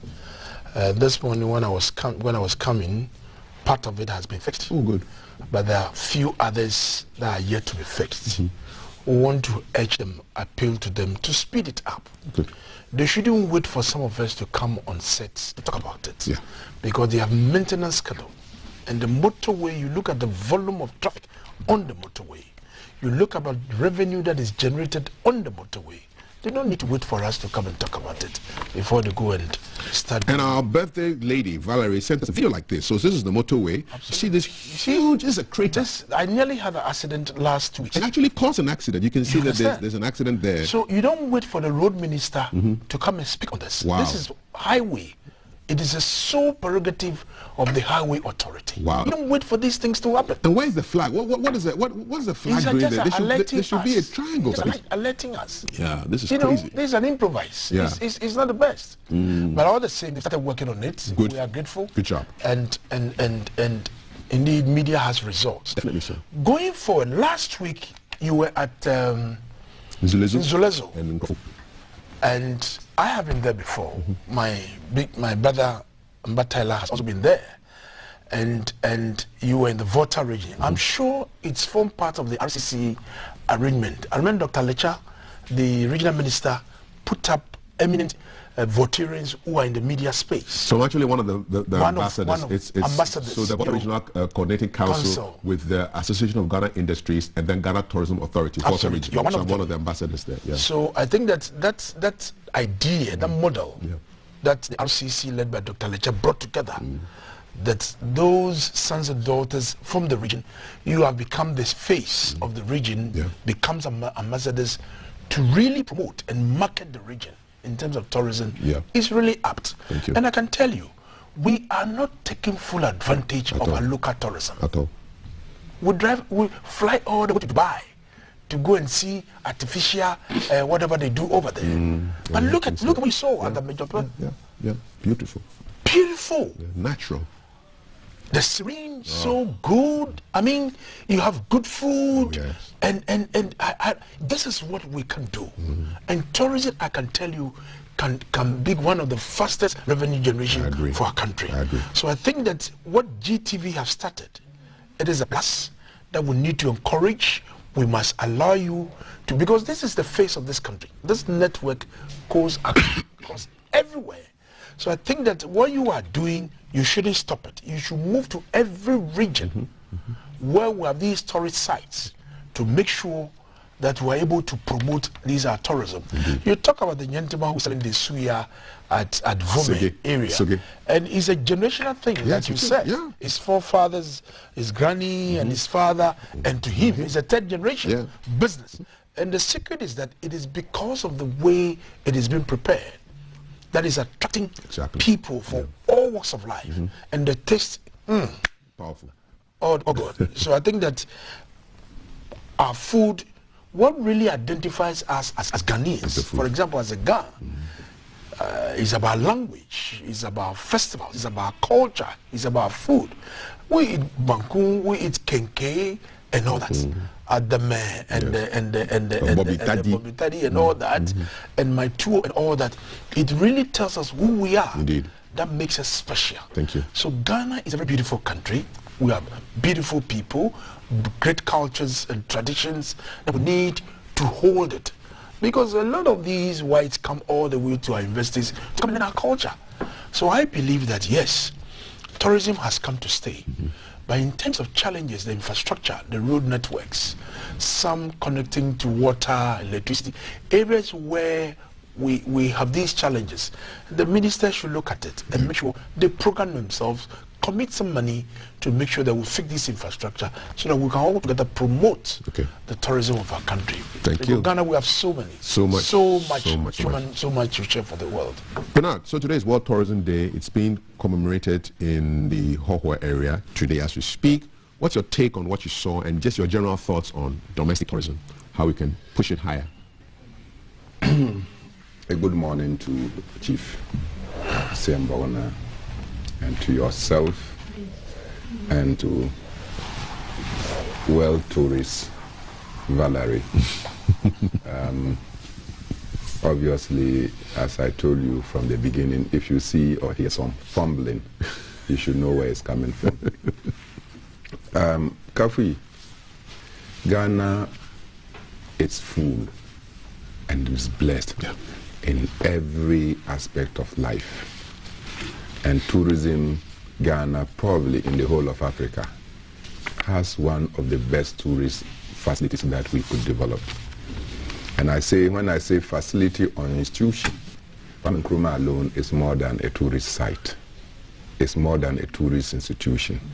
And so if you program Kwame Nkrumah, project Kwame Nkrumah, and package Kwame Nkrumah, several millions of people will come to have a feel of Kwame Nkrumah. Don't forget that we are in the Kwame Nkrumah month. And therefore, we could rake in the revenue that is badly needed for development. Ghana is said to be the Gold Coast. I am wondering how many Ghanaians have seen gold before. And I say that if we want to magnify our place as the Gold Coast, just develop less than 1 kilometer road and plate it with gold and make it a tourist facility. And imagine how many people will just leave wherever they are to come and walk on the gold road. That's a great idea, actually. That is tourism. Yeah, that's a great idea. Many idea. people, including us Ghanaians who have not seen gold, will want to go and walk on the Gold Road. And if you say that if you are Ghanaian to walk on the Gold Road, you pay 10 cedis. If you are an expatriate, you pay $10 or more. You can imagine the number of people that will troop at that site. We are not developing and taking advantage of what we have. In terms of the natural sites, I'm not sure there is one region that you will not have a story to tell at all on some natural occurrences that are indeed of great value to particularly the African diaspora. Everybody would want to have a few. And my only regret is that as you have traveled the 16 regions of Ghana, you've not been to the Upper West region. It's a crime. And I'm sure that Dr. Alpha Musebu, who has been watching you vigorously and talking about what you should do and what you should not do, will be very disappointed to hear that you've not been to the Upper West region. I shall rectify that mistake. You have to, because I also have a duty to take you there. Please. And if I don't take you, Chief must take you, and in particular to Sankana to join in the Kalebi Festival. One time. I'm sure that if you move everywhere in this country, there is so much to do. And I have an Ivorian friend that I met just last week. And she said she and her friends want to go to Paris to go for a holiday, for a 3-week holiday. Then I said, you've been to Ghana for 3 weeks. You have not explored Ghana, you are in Accra. Why don't you take advantage and visit some places? And when I enumerated some places, including the Willie Waterfalls, the Talking River, the Volta region, and other places, they canceled their trip to Paris in order that they would take a trip. And I also cited that one of the best promoters of tourism, aside President Rawlings and President Nkrumah, is President Kufuor, who took it upon himself that on one of his major holidays, he had to tour this country to have a feel away from the office work. He had to have a feel of life at many places. And this was documented by, I think, this guy called Forrest. And when that thing was played, and you see the kind of facilities, the kind of places that President Kufuor visited in this country during his holidays, then you ask yourself, why do Ghanaian leaders have to travel outside of Ghana to go and have a holiday? And if you have to travel out of Ghana to go and have a holiday, don't forget that you are exporting employment. You are augmenting income of those countries. You are sustaining. And whilst you are exporting employment, you are also declining employment in your own country. So if our leaders, particularly appointees of government, will take time off and during their so-called break, leaves, they are able to move around the country, you can imagine the amount of resources, and that will also incentivize those of us who are nobodies who want to see. After all, Minister Chief Titus was at this particular place. Let me go and see what is there. And many people will visit there. Kafu, your visit to Nzulezu, you know the number of people that even called us when we were on this show to tell us they also want to visit Nzulezu. That alone, and you are not a government appointee. No. And so if you are a government appointee leading this crusade, you can imagine. And just the monkey sanctuary you have shown us, there is a monkey sanctuary in Fremapare. There's one too at... it's a Western. No, yeah, Accra. Moving Accra, yes. The baboons and everything. So if you go there, you will see a lot of stories to come and tell. So I, on this occasion of World Tourism Day, we should call it African Tourist Day, so that our leaders will take Africa and the enormous sceneries that we have to. I recall that in one of my campaigns, I took my wife we're on a tour, and then we got to the Volta region. She's not been to the Volta region before. And then my friend, Emmanuel Ashibu, organized where we had to stay, and we got there around 1 a.m. The next morning when we got out and she saw the scenery, she said, but I said we are coming to the Volta region. I said, yes. He said, no, this place cannot be Volta region because it appears to be Europe. You understand? Yeah, so because we have it her understanding of the Volta region was different from what she saw. Different from what she saw. Yes, indeed. And that memory has been with her forever. Forever. And I think that if we want to encourage these things, it will go a long way. Domestic tourism. To fetch us a lot of money. Exactly. And if we don't appreciate our own, no one from outside will come and appreciate us. Indeed. So I think that it's a great job you people have done. Thank you. And I want to clap for us. Thank you so much. What do you think of that gold road idea? I'm just fascinated. I love it. Let us know. 055-556-1034. Let's see what's in the news. Daily Graphic has a couple of headlines here. Attorney General secures scholarships for lawyers and judges. Cache of arms seized at Tamale Port. IPAC cannot be a statutory body. Decisions not binding on EC, says Afarijan. And so let's look at that story. To kick off, former chairman of the EC, Dr. Kujo Afarijan, has disagreed with a proposal to make the Inter-Party Advisory Committee a statutory body with its functions backed by law. According to him, changing IPAC from a mechanism through which political parties offer suggestions to the EC to a body whose functions were backed by law would interfere with the independence of the EC as enshrined in the 1992 Constitution. More details in today's graphic. Do you agree with Dr. Afarijan, Mr. Titus Glover, that IPAC cannot be a statutory body? Thank you very much, Kaf. I think that it hit the nail right on the head. That, in fact, he is the engineer of this IPAC when he assumed office as the chair of the Electoral Commission. By the constitutional architecture, nobody, and I repeat, nobody can authorize or dictate to the Electoral Commission as to how they should conduct their work at the commission. But elections are held every 4 years, and for that matter, political parties who are the main architects or players in our political field once a while comes out with some proposals. I recall in 1992 when we were going through some sort of elections where opaque ballot boxes. I mean, you go and vote, you go and put the box in a classroom. You don't bring it in the open for people to know whether the boxes have been stuffed or not.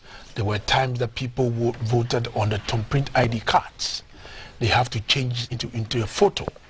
It was a black and white ID card, then moved to a colored ID card, then came about these biometric system or that. All these proposals were initiated by the New Patriotic Party to enhance the electoral process in our country.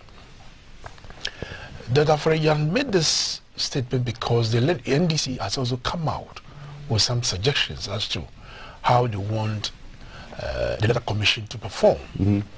And one of their suggestions is that they should make the IPAC statutory. Who's making this suggestion? The National Democratic Congress. Our friends from the NDC. One of their main concern is that we should make it statutory. But the Constitution is telling us that the EC is independent. So when you try to push hard on that arrangement, it breaks or weakens the total independence of the Electoral Commission. So he clearly does not go with that arrangement. But he went further to say the reforms that could lead to the electoral transparency, that could be cost effective, that could be lawful, that could also go to enrich the elections that we have, is all for it. Okay. But in order to take away that mandate, that power from the Electoral Commission, it's problematic. So you agree with Dr. Afrega? So I agree with him. Okay. I agree with him. We should find a way to make sure that we are able to bring everybody on board. Okay. But most of the advice that come or the recommendations, they can take it or leave it. Yes. You understand? Yeah. Because that is what the Constitution has clearly stated, and that should be followed. But clearly, if some of these advices, recommendations that are coming would enhance the electoral fortunes of the country, it will be cost effective, it will be lawful and very transparent, we'll all go for it. But we should make sure that we don't take the mandate of the Electoral Commission trying to dictate to them as to how they should run elections in this country. They also made mention of two other things. For example, the appointment of the EC chair and the members. Under the current architecture, it is the president that appoints the EC chair and members of the commission through recommendation of the Council of State. So Dr. Afrega is also asking the NDC, they should give us the route. How exactly do they want it to be done? They should make it known and let us know exactly what they want to start on. Okay. Then finally, they are also recommending that there should be a separation, because the EC is playing two functions. They are to supervise elections that are conducted in the country, then also supervision of political parties. They want that to be separated. They have a separate institution that should manage the running of political parties. Then the EC to focus on elections and all that. So they should come again. They should come again and tell us what they want us to look at. But do you have a different view from Dr. Afrega and Status Glover as far as the IPAC, Inter-Party Advisory Committee, being a statutory body is concerned? I am. And you were a former chairman, so I want to get your views on that. From the days of my youth organizership to be participating in IPAC until somewhere late 2020. Was it useful, the participation? I mean, the whole IPAC concept? Very useful. And don't forget that in 1993 upwards, the boycott of the parliamentary elections by all the opposition political parties meant that it was only the NDC that was in parliament. And it appears that decisions affecting our democratic order had to be taken in parliament, and therefore it was only MPs who were clothed with authority to make laws in order to ensure that the other political parties, or to ensure the maturation of multi-party democracy, other political parties needed to find a platform to contribute their ideas, which ideas could be captured for the flourishing of our nascent democracy. So IPAC was constituted at that time to allow the broad political parties to now come and have a take, have decisions, discuss matters, and these matters could then be tabled at Parliament.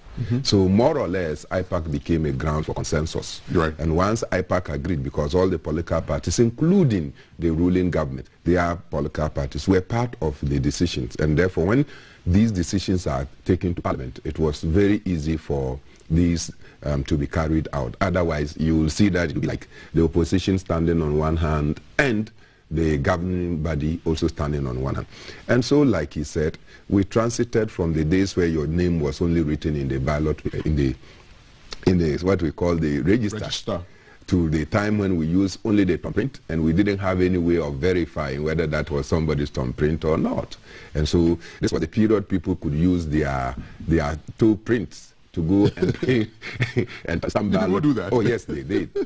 They did. I witnessed some in my home constituency. You dip your toe in ink and yes, they just put their, and you know, they could easily take away the ballot and go and sit somewhere and thumbprint or toe print and then bring it out and then the stuff. Yeah. I do know that queues were done in such a way that you walk in and go and vote and go back and then join the same queue and come. And so people could do multiple. So whilst we on the ground were observing these things, they became a basis for reforming the processes to make it more transparent and more dependable. So a lot of proposals came when we started having the polls book, where your name and your details were captured in the polls book, as you even have on the ID card, until recently when we have the biometric register. And these decisions were not taken by the Electoral Commission so motu. They were as a result of some consensus reached at IPAC, and that we took those decisions. Now, if IPAC has been so instrumental in the electoral reform processes, and anybody says that no, don't make IPAC binding. There could be a reason, and in fact, the other reason. But it is unthinkable for anyone to come and say that you can't change a law. Our laws are not cast on stone. There are processes to amend laws in this country.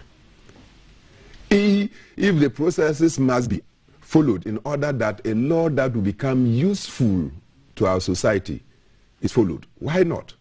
So by what you're saying, I take it that you don't agree with Afarajan. No, let me make this point. I just want to bring up it is not right to say that you can't. You can. If you follow the procedure. If you follow the procedure, if it requires a referendum to change. What will be the benefits of making IPAC stand? I am getting to that. Now, listen, the NDC, for instance, put up an electoral proposal to the Electoral Commission. You heard the response of the Electoral Commission. Bring your proposals to IPAC.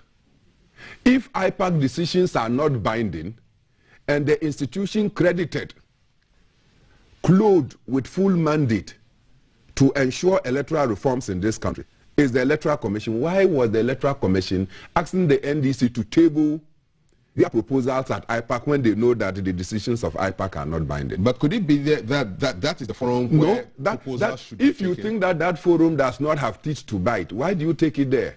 It's not a forum for romancing ideas. It's a forum for action to be taken.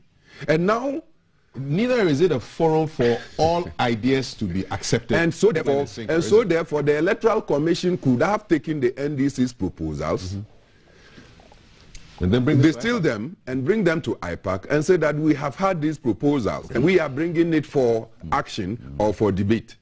But if you ask the political party to send it to IPAC, and you are telling us that IPAC does not have locus, it means there is a double take. IPAC is an advisory committee. And I'm saying that there are many ways we can achieve this. I am certainly not for IPAC to be imposed on the Electoral Commission. I'm not for it. Because why? The Electoral Commission must be independent. We fought for the independence of the Electoral Commission when then Osafo Mafu wanted to infiltrate into the procurement of things at the Electoral Commission. You remember, they suggested procurement of electoral materials, and they put certain people there. We went out against it. Dan Lati was the one who led the press conference, backed by all of us, because we thought it was going to compromise the independence of the Electoral Commission. The other thing that you ought to know is that in all these attempts that we are talking about, what role is the Electoral Commission? Look, if we are talking about appointment of the chairperson and the deputies of the Electoral Commission, we don't need to go far. In Kenya, Parliament has become a useful tool for whether or not somebody is competent and qualified to be in the Electoral Commission. Why so? So they vet you. Okay. Just as they vet the Supreme Court judges and other people. They bring you to Parliament. You have to state publicly and under oath what you want to do in order to ensure electoral transformation and a generation of confidence in the electoral process. So it's unlike Ghana's system where the Council of State, the president takes the name to the Council of State. But the Council of State and some of the members are actually the appointees of the president. You think the parliamentary system and the parliament probably is the representation of the people. Okay. And so Parliament could be the avenue that, look, 2 or 3 people are nominated, put before Parliament. Parliament vets them. Like the vet ministers. They're like the vet ministers. And Parliament can take a decision to either approve or reject. And in that way, you will see that people will now want to do and live by what they have gone to pledge to do. So that is one option. And so I think that Afarajan knows too well, because I've met him in many other countries during his term. I've met him in Kenya, Uganda, in Cote d'Ivoire, where he has been preaching, and he also understands that these things have happened in other places. So if our system of appointing is giving us problems in our democracy, why not? Okay. But I just want to state that every law under the sun can be amended, can be changed, and that is why the National Identification Authority's job, which was initially the job of the Electoral Commission, was taken away from the Electoral Commission and placed at the doorsteps of the Ministry of Public Sector Reforms, led by Park Sindum. We had to go to Parliament to take away that duty from the Electoral Commission and place it for the Ministry of Public Sector Reforms. And today we have an independent national identification. So your argument is that every law can be changed. So let's not give the impression that there is a certain law that cannot be changed. All right. Processes must be followed, and then we can get the change there. What do you think? You can WhatsApp us 055-556-1034. It's a front page story on the front on today's daily graphics front page. IPAC can't be statutory body. Decisions not binding on EC, says Afari John. Let me go to the Ghanaian Times. Big story there. You can see a picture of police officers, 1, 2, 3, 4, 5, 6, 7, 8, 9 of them in the foreground. Armed police personnel on guard. So this is aftermath of police brutalities on residents. Irate Tamale youths go on rampage, attack police station, smash glass doors of Nedco office. Nedco is the electricity company in northern region. Break car windscreens. And page 18 has more of the story. They chased out the police personnel at the station, smashed the door and glasses. They were protesting against brutalities of police personnel meted out to some members for allegedly stealing power. They also injured the Lamahegu Divisional Commander Chief Superintendent Afari Yeboah, and they continued to launch another attack at offices of the Northern Electricity Distribution Company, and they just went on a rampage. They have not been arrested yet, so they attempted to attack the regional police headquarters. The police personnel there managed to prevent the attack. They've barricaded all roads leading to the police headquarters in order to prevent the youth from gaining access to the premises. They were just disappointed about the way the police handled them during those issues with power theft. This should not be allowed to go on. I do remember when this power theft thing happened, the police issued a statement and they apologized for the actions, but the youth are not too happy with the actions, and they've really gone on a rampage. How do we deal with these things once and for all? But before I get your comment on it, let's go and do a quick keep an eye on some developments in the capital. And who do I have in my ear and on the screen? I'm going to take it over to Valerie, who would keep an eye. Valerie, take it away. Oh, sure. Thank you, Cap. And so we are going to my colleague Alan, who is at Tema. He's on the Meridian stretch heading towards the harbour area. Alan, you're live and you're piping hot. Okay, so Alan joins us now. Alan, what can you report from that stretch? We are losing the sound for Alan.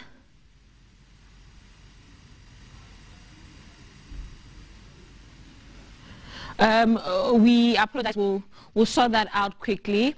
But before we go to Alan, remember we are keeping an eye on the Meridian stretch. This is still GTV Breakfast. We are live on all our social media handles, so you can send us your comments and your messages. Kafui, before he handed over to me, Kafui was speaking to a distinguished gentleman on the headlines and stuff that's trending on the headlines today. He's been talking different issues. Later on the show, T will be sitting down with some people as well to talk about some issues that I cannot talk about, and then I can talk about what I'm talking about later on in the show. I'm speaking to the CEO of Wellness Spa and Institute. She'll be telling us more about that, and then also I'll be speaking to someone who'll be telling us how to get your ideal body in 90 days. Do you know you can achieve that? Okay, so Alan is ready. Enough of my chit chat. Alan, what's happening on that side? You're live, Alan. Hi. Good morning, Valerie. Welcome to Tema. Valerie, do you remember that old song of the 1970s? Waya Meridian, yeah, Tema. Yeah, sure. Yes, That's the end of an era for us this morning. We're here to keep an eye. Yes, we're here to keep an eye on the Meridian Hotel. The Meridian Hotel was built in the 1960s as part of the State Hotels Corporation, and so it has been in the same league with the Continental and City Hotels in Kumasi and in Takoradi. Unfortunately, in the 1980s, it was divested into the hands of a company. And till this day, the Meridian Hotel has been in a state of dilapidation and has become a den for criminals. Also, neighbors around the Meridian Hotel have found a very soft spot to defecate and also get rid of their household refuse. And so what you can see visibly, the building and its beams and concrete is slowly breaking down.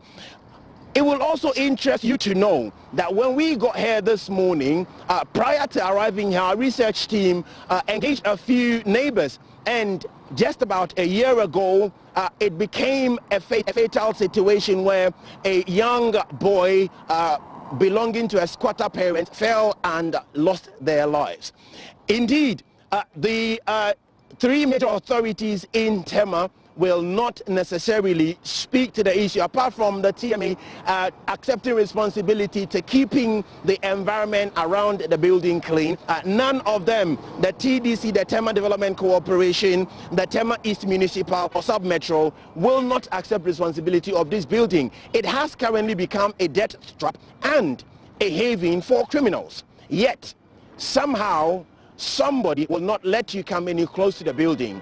What this person is protecting, or whoever this person is protecting, I am unable to say, but I can say on authority that it is a fact that this property has been diverted and it's currently in the hands of a private developer or a private owner. This far is the situation with the once glorious Meridian hotels in Tema, in which a lot of people took pride and would love to be associated with. A song even was composed to the glory of the Tema Meridian Hotel by the YOLO. This is the situation with the building in Tema at the moment, a state of dilapidation, and has become a death trap and a haven for criminals. Back to you in the studio, Valerie. Hold on, before we completely take over and hand over to Kafui, there are alleged reports that that area, well, I live in Tema, so I can speak for that area. I hear there's an area called Community 5000 right behind the hotel edifice, and it's full of criminals. So maybe if you can speak to the police station, the Tema Regional Police Station is right there. So maybe if you can take a detour to the police station, you can find out also what's happening with the Community 5000. It's a popular place in Tema. We all know that a lot of criminal activity goes on there. So maybe you can find out more about that. But if you able to go behind the hotel, if you're allowed to, I'm sure that's where you find, it's a whole city actually. It's a whole city. It's called Community 5000. So maybe we'll give you a break and then later you can come in with... Valerie, it is an unauthorized, this Community 5000 is an unauthorized settlement. Yes. And unfortunately, my research team managed to go through it. However, they won't let us anywhere near the back of the building this morning. We have pictures to confirm the settlement. I will also take that opportunity to speak to the Regional Police Command and find out what they have or what plans they have relative to the 5000 settlement. I must also reiterate that it is an unauthorized settlement. Right. Yes, that I do know. Okay, so Alan, we'll give you more time and then maybe you can bring us some more insights about what's happening in Community 5000 and the Meridian Hotel in retrospect. Thank you, Alan. So we've been speaking to Alan, our correspondent, and he's been coming to us from the Meridian stretch. The Meridian Hotel actually is around the Tema Harbour area, and so this has been Keep an Eye, giving the authority back to Kafui and the team. So Kaf. Thank you very much, Birthday V. Keeping an eye on issues in Tema. We'll talk about the police issue briefly, but just Community 5000, just give us a brief, because this is your area. That is exactly so. And I still had fond memories of Meridian Hotel. Way back in the mid-70s, sometimes my late father will organize three of us, my big brother, myself, and the one who comes after me, Newkai. with my mom, we go and have a feel of the ambience of Meridian Hotel. It's a pity. It's a pity that this is what Meridian Hotel is all about. The main tema, man, the tomang. The word tomang is a god, you know, like the calabash. That was what the whites turned it into tema. That stretch from the harbour roundabout, where the hotel is, the GMPC headquarters, Petroleum House, come to BBC, Elang, all the way to Comte 3, Kokobo, the Tabu, the Tema village stretched all the way to that place. So therefore, when Dr. Kuma wanted to build the port right from Accra to Adan, the most suitable place was Tema.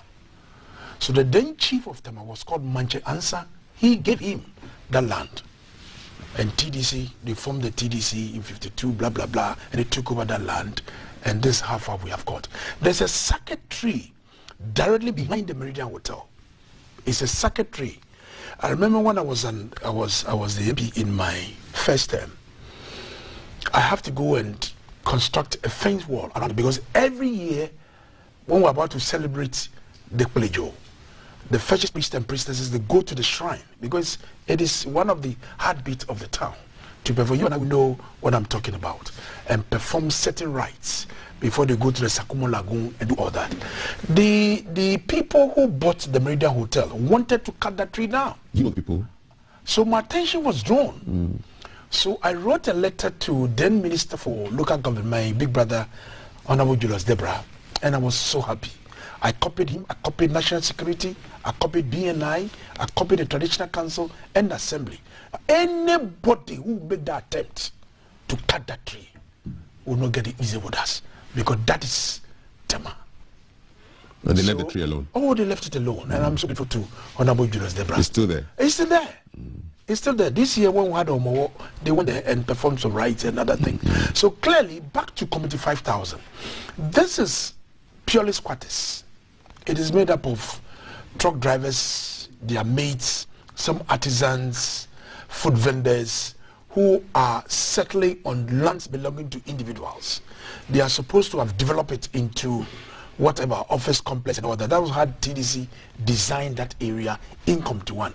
But because the owners of this land have not been able to develop, squatters have moved into that place.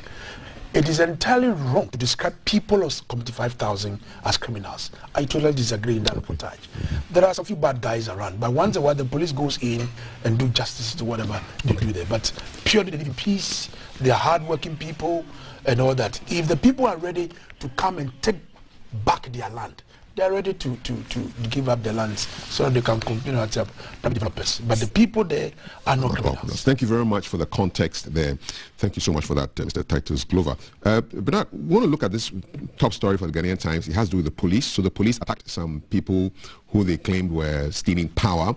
They've actually come up with a press release talking about an update on the interdiction of the 4 police officers in Tamale. Let me just read that for you and then get your your comments on that.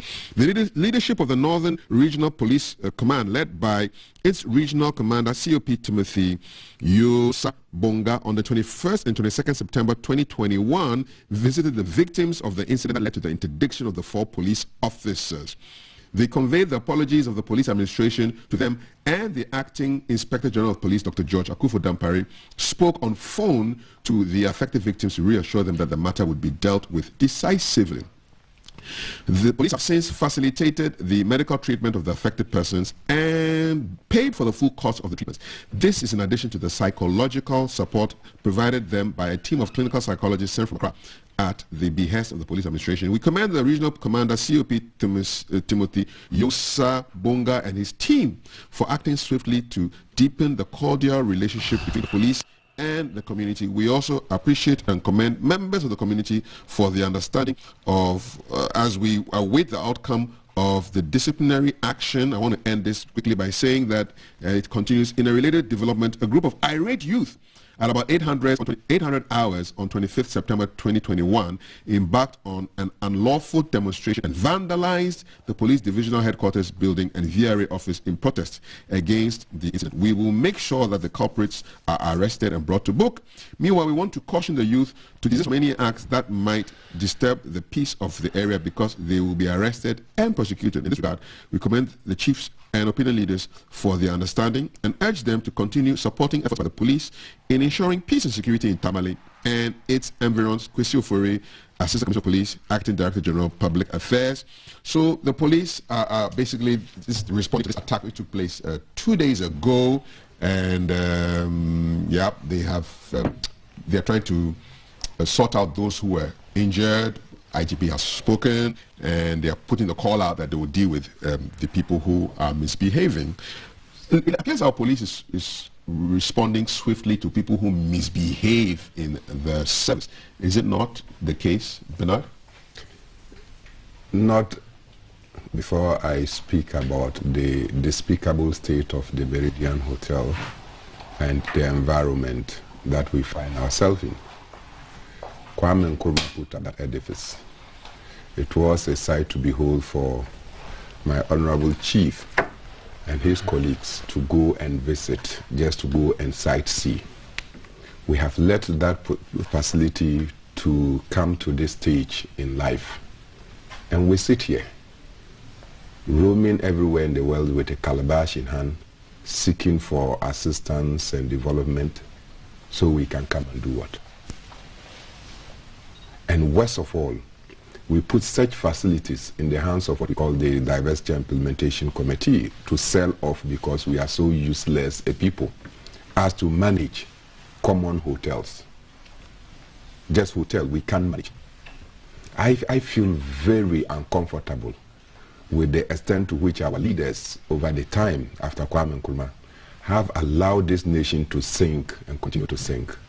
We can do better in the management of our assets. See, we probably are the beneficiaries of most of the programs and projects that they put up. We are the most educated in terms of comparison from now and the time before. And it appears that our education has not led us to advancement. Rather, what we have succeeded in doing is to auction out the national assets that were acquired and bequeathed to us. It's unthinkable. And I hope and pray that this facility will be put into good use. And then people can get jobs around it, because as soon as this is developed, people will get jobs. They will get some income. They will support their families. Some ones of them, through that, may become a Kafwidi or ni a Titus Glover. And I think that we should be worried about it. I need to commend the Inspector General of Police, Dampare, for the new sense of dignity is bringing to the police institution. And I do hope that he will be allowed to carry out with the integrity that he's bringing into the police institution. Admit where the police is wrong and ensure that action is taken against those who are in the security or in the police who want to destroy the image of policing in this country. And above all, trying to cut the support of society, because there cannot be effective policing if there is no cooperation from the citizenry. And therefore, you can see that what he's trying to do is to enlist the cooperation of society so that we'll be able to work with the police, accept the police as persons who are in uniform but ready to help us overcome some of the miscrimes in our society. I was very disappointed to hear that the NETCO, in wanting to ensure that there have been a cut in the illegal connections and people who are using power, the police simply went on rampage and started brutalizing citizens. And sometimes even before they can find out whether you have done an illegal connection or not, you have been beaten, and probably you may not even come from the settlement from which this is. And I think that it was bad enough for the police to have taken that swift action. First, issue apology, interdict the others, the 4 police officers who were on duty. I thought that would go a long way to soothe the agony of our people. Unfortunately, it appears that they were not satisfied with it, and they decided that they should go on rampage. I think that in situations like this, we have to tread cautiously. It's not every action that requires a reaction, and therefore let's find a way that we can engage the community stakeholders. The chiefs are there. You have the MPs. You have other people who the community will listen to. And I don't think that if you get Haruna Idrisu in board, Alasan Suhini in board, Motala involved, you get ABF Hussein, they are the MPs for the Tamale metropolis. And then you get their chiefs. So get the politicians and get the chiefs. Get the chiefs to speak to they should speak to our people to understand that there is a new policing in our society, and that if you go against the rules of our nation, you'll be dealt with. Right. And then let the police also understand what their core mandate is and how they will relate to that. Sometimes they behave as if because they are in uniform, they are the law. Yeah, they were horsewhipping some people. They are the law, and I don't think that we should allow this to continue. So I just want to commend Dampare and his team for the solid job that they are doing so far. All right, Mr. Titus Lova. Equally so, because when you look at the motto of the police service, it's a service with integrity. And that motto alone speaks volumes. Therefore, if you're a police officer, you've been assigned a duty, you must have this motto at the back of your mind, that you are going to serve with absolute integrity to promote the image of the service. Anything fault of this makes the whole motto quite useless. Two wrongs, that's not right. When these officers were sent to go and support the Netco people as to those who are stealing this blah blah blah blah blah blah, you only effect arrest and allow the due process to continue. But you don't take the law into your own hands, start beating people, I mean, causing all kinds of bodily harm to residents. And that was a reaction of what the residents have done. But a very quick one, the IGP brother has moved quickly to calm tensions down, speak to the people. Hey, we are all together. And even spoke to the victims. You understand? So clearly it tells you there is a very different style. The management typology of Dampare is quite unique, that we gradually fall in love with the style. Would you call it a human face? You see, Dampare, I know, is a very nice person. Okay, all right. He'll be nice, but when you find the law, you'll make sure you deal with you. You know, with his bald head. so the style has changed. That is his style. Okay. You know, right. Try to deal with the situation on the ground. So I'm happy that the police have admitted that hey, our guys did one or two, which it's the best. Therefore, we need to come together with the community and to make sure that we build the country together. Awesome. So I believe that, please, the youth, let us be very careful. The things I have destroyed is the same money that they are going to use to fix them. Exactly. So now you've got to destroy them. Where is the money going to come from? There's an interest. I mean, that's a great question on which to end that part of the conversation. We will not go because there's one story I want both of you to look at. But you're talking about the style of the IGP. There's somebody whose style I also like very much, and she's going to talk about keep an eye.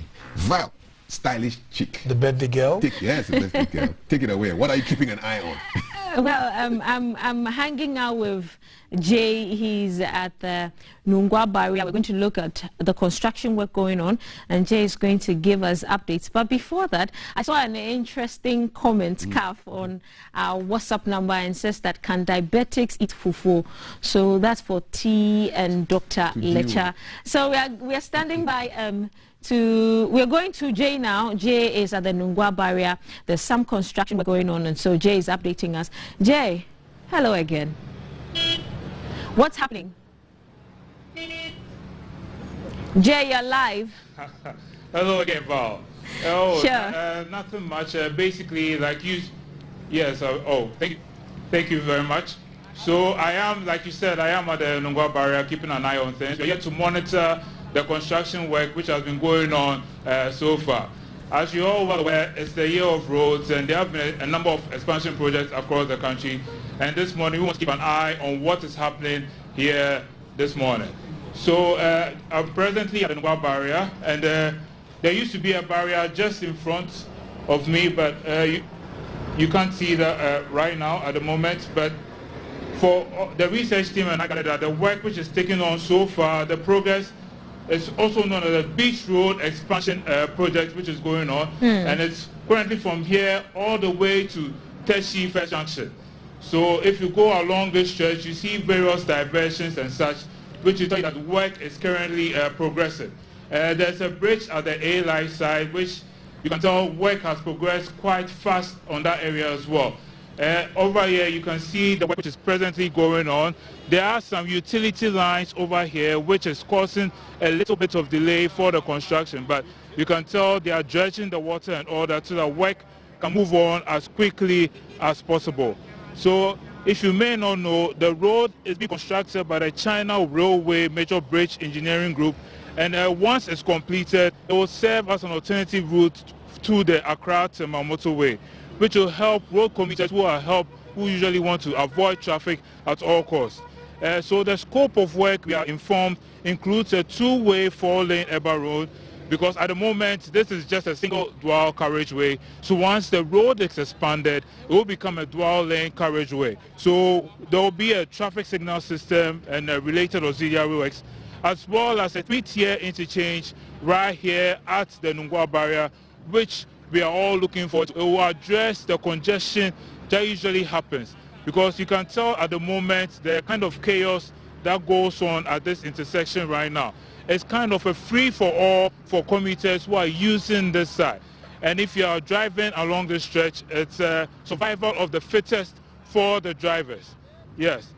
So this is what is happening right now. So at the moment, we pray once work is completed, traffic will be eased considerably. I understand in the beginning, once work started, there were some concerns, including those who are at the Nungwa Secondary School, who were wondering if they will be taken off. But the minister came in and assured them that although it will be fine, they will manage to pass that area and the road will not affect them. So presently, these are the scenes happening at Nungwa Barra, and I want to assure commuters who usually ply this route that the work is progressing and hopefully it will finish within their timelines. So unfortunately, some setbacks include the traffic and the diversions as well, but they should just handle it for now, and as soon as possible, work will be completed so that they can move as smoothly as possible. Right, Jay, I don't know if you've spoken to any of the contractors on site, but you know usually what they say, work is 50% complete to 80% complete. So I would want you to ask the road contractors if any of them are on site. How much is work complete? 80%, 50%, 70%, and then also if they can set some timelines so our viewers can't keep them up to beat and on their toes. Right, Jay? Okay. At the moment, when we arrived here this morning, there are various number of sites that they work on. There's a beach road expansion. So there's another site heading towards Tamale 23 and all that.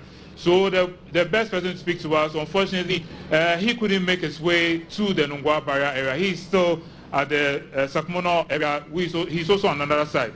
So the information we gathered this morning is what I've addressed at the moment. So speaking to them, they said earlier, it's at the moment they can say it's 40% complete. Right. And they stressed on the A-Life bridge, for instance, where work has been going on quite steadily for a while now. Even at some point, there were concerns about COVID and all that, but they managed to maneuver their schedule and work with it, and work has progressed quite smoothly for them as well. So for them, work is moving on, and they understand motorist concerns, but they just want to assure them that work is progressing, and very soon all this will come to an end, especially when the 3-tier interchange is constructed right here behind me at the Nungwa barrier.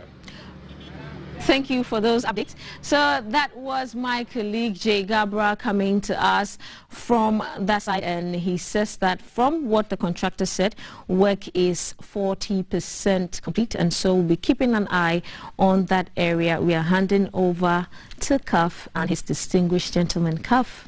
Thank you very much, Cuff and his distinguished panel. I like the way you described us. Distinguished panel.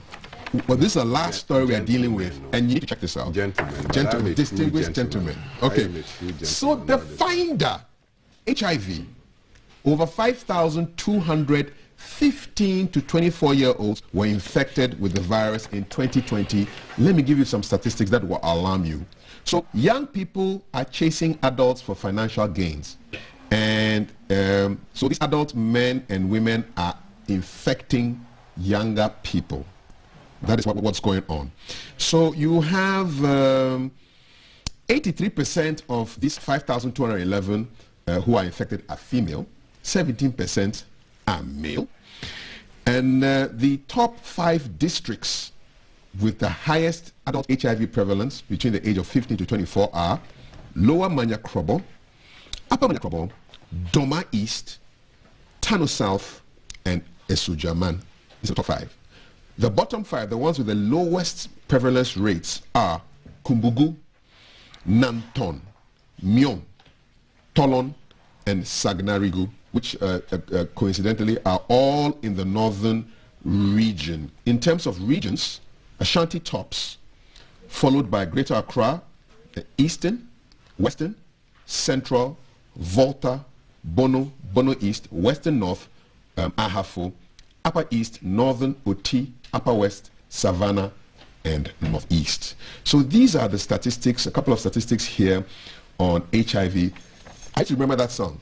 If it's not on, it's not in. And it appears that people have forgotten the lyrics to that song. We probably need to find that video again and play it, because people are not taking this HIV thing seriously, and younger people are getting infected because of Chesani, Shikasani. People are following older people. Ega. Yes, Ega. Kudi. Quick thoughts. It's a very sad story, very sad story, regardless of the original data. I think that we need to do more of advocacy within the National AIDS Control Program. MMDC, MMDAs, and assemblies, churches, mosques, youth groups. We all need to come on board. The media, of course, your very good self. They want to come back and let the people be aware that AIDS, we all know, is still around. So if people want to joke with their lives, then you have your own price to pay. Yep. So the use of the condoms that we used to have the slogan must come on board, and to make sure the people will really adhere to these safeties, because it's a killer. And if you don't want to comply, then it means that you are calling your own death. So I think that we should continue to play more education, more advocacy, to make sure people shun away from these lifestyles. And as particularly with the age bracket, the young ones. 18 to 24. You know, the age bracket in their prime, very energetic, very powerful. That's JHS. That need to do something for their lives. And those the men, their fathers who are chasing these young ones, is a pity and a shame. Well, the women today side, they said adult men and women. The women are affecting the boys. It's because they are sharing, and it's sad. It's very sad. But a very quick one to bring Batala in on the Noir report that Val gave. The work is really progressing steadily. When you look at the stretch from the Sakumono end coming towards the Regional Maritime University area, it is progressing very well. Then towards the it's an overpass. Okay, it's an overpass. Very nice design that I have seen on social media and all that. But from the Teshi coming, you remember in the days of the Rawlings, our former president, that road need to have been fixed. Some compensation was given. Around the Teshi Abuchi Hanya, it's now happening. The post office area. People have had their compensation, but they've not moved out. So I hope to see how he's going to handle action. You know, what double compensation the people will be asked to move. We need to dualize the way. Exactly. To make sure the traffic, the volume of traffic that flows in that area is really addressed. Because we are losing a lot of productivity. That cannot happen. Bernard, quick thoughts on the finder. I'm going to call through these numbers again, but the finder has interesting findings. HIV rates 15 to 24-year-olds being affected seriously. What's your take on this? How do we curb this? And poverty seems to be a factor in getting young people having sex with older men and women. Maybe the finder is also shy of stating that this 2020 report could be as a result of the accentuated debate over LGBTQI plus, where people, particularly young men, are engaging other young men. Young women are engaging with other young women. And we also know that male sex is one of the contributory factor to the increasing numbers in these viral diseases. I am shocked at the young people that are all involved in this. And don't forget that we are told that the community of LGBT are those that are indeed resourced. They have a lot of money.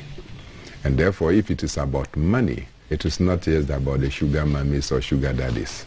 It also could be one of the major contributory factors to this whole situation. And I think that we should take a serious look at how we would disengage our society from these immoral activities and abnormal behavior that requires a certain level of regeneration of the mind and body to assure those people to participate in this. All right. I am also disturbed that HIV has been largely an African pandemic or epidemic for a very long time. And up to date, there is no vaccine, there is no panacea whatsoever in sight. COVID-19, that was a Western world calamity. In less than a year, we've been able to find a vaccine. And those who are even producing the vaccine and giving it to us free are saying that in spite of the fact that they are giving us the vaccine, when we inoculate, we are not supposed to enter their territories.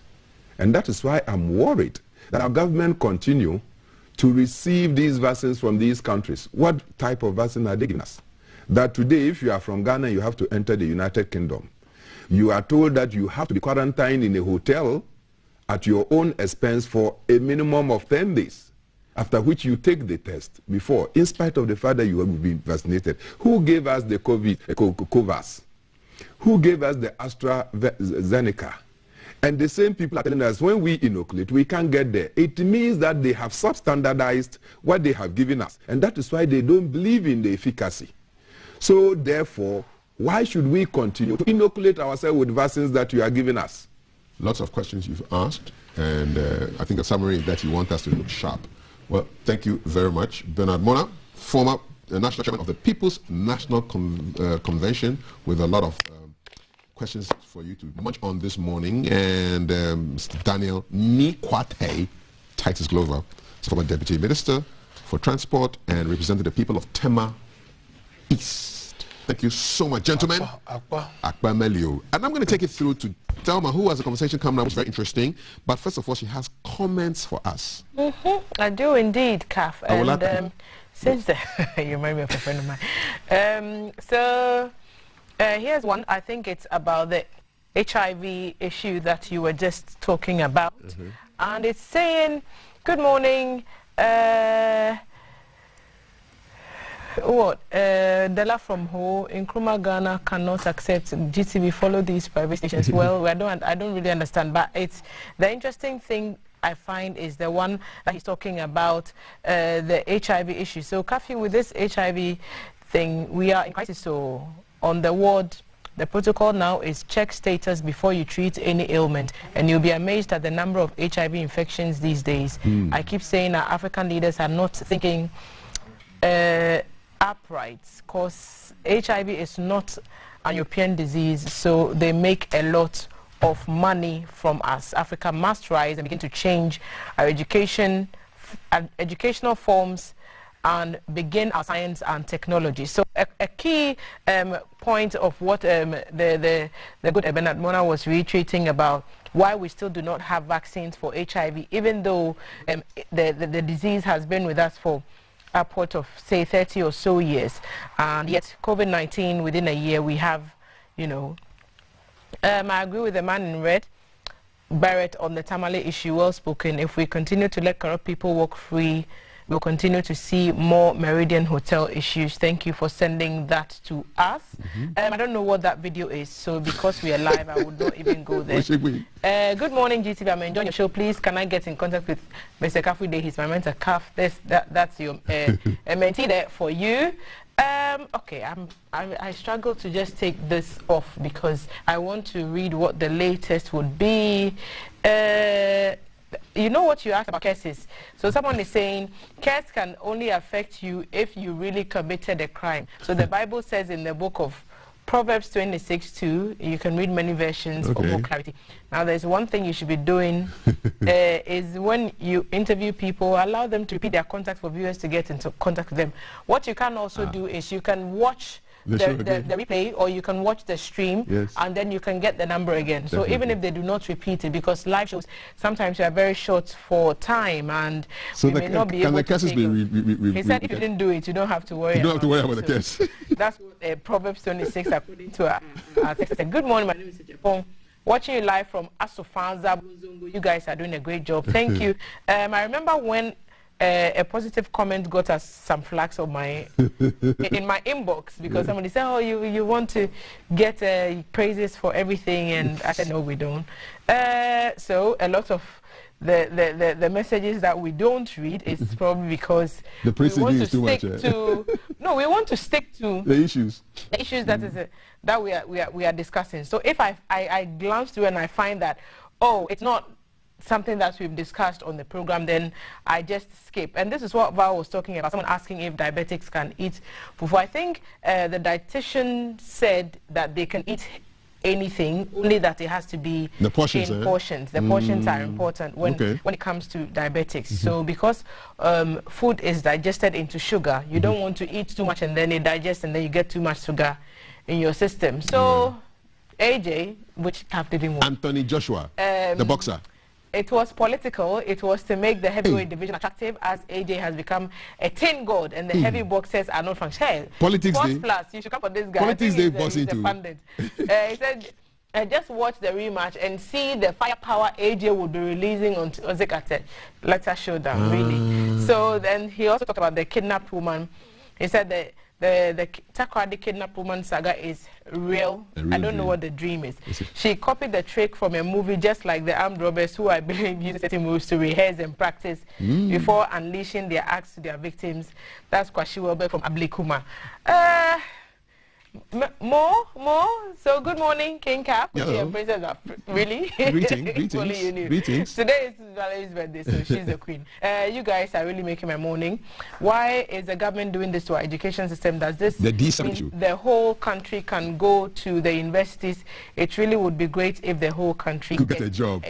That is what we need. So a lot of messages coming on, and some are also sending to our Facebook stream as well. Do I have time to do a few more, producer, if you think? But I think we'll get back to it a bit later. So that's what you're saying on our WhatsApp line. And once you send more messages, there's more here, but for lack of time, we'll just leave it here because we are gearing up to have that sit down about what the population figures mean for our development, and we'll get into that very shortly. Great stuff. Thank you very much, Thelma, for those comments. And I wanted to ask Thelma whether she had actually cursed somebody before and then recall the curse. I know this is two questions. It's a powerful question. I don't know whether she will answer to this question. Let's throw the question to you. Have you cursed somebody before?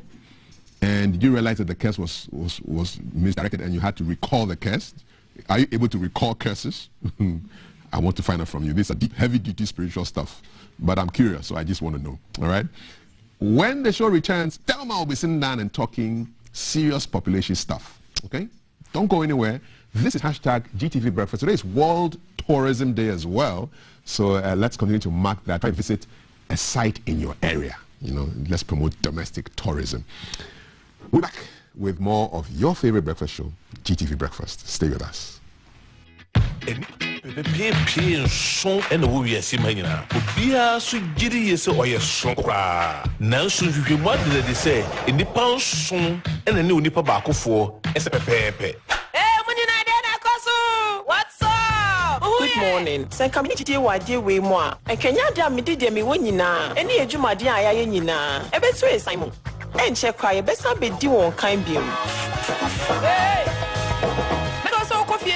We go fi official down. Minim pass na ye official down. Official po. You dey yes sir. Me wan bro. Nya ka Marinella. E ba be she mata so kuchu. Marinella. Who do want for one networking business be one?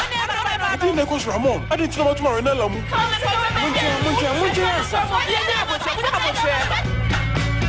Mon fancha mi sama che. Lisa, mo kan nhihye no. Nhihye na nyina agi tu mu no. Acha ne busumi nsia. Aware ni baba so. What? Papa be sika nyina na go so no. Look at him say sure baka. Papa me sure you bet you why. So what ya? Me cool papa. Me sure boss say bet you. We dey say mu na kwa. Me no ya adwen. Sisi ame wa bra foforo. Na minim kra say ni bi. I didn't know say me pina dey way so. At the LGC Eco Bankrupt ni ti ana. Let me ask we ano papa. Essence na me kan. Adia di power brabo mu. Eni se obenya odofo a oye wo mfempade.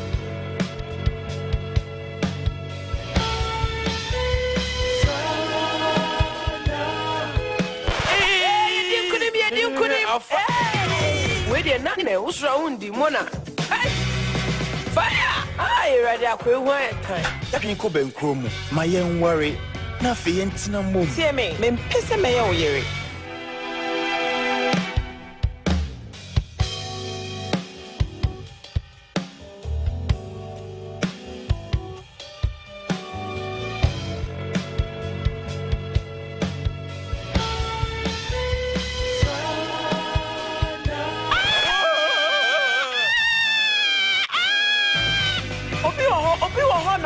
Lifestyle TV and the romantic comedy yesongo kwa Abrel.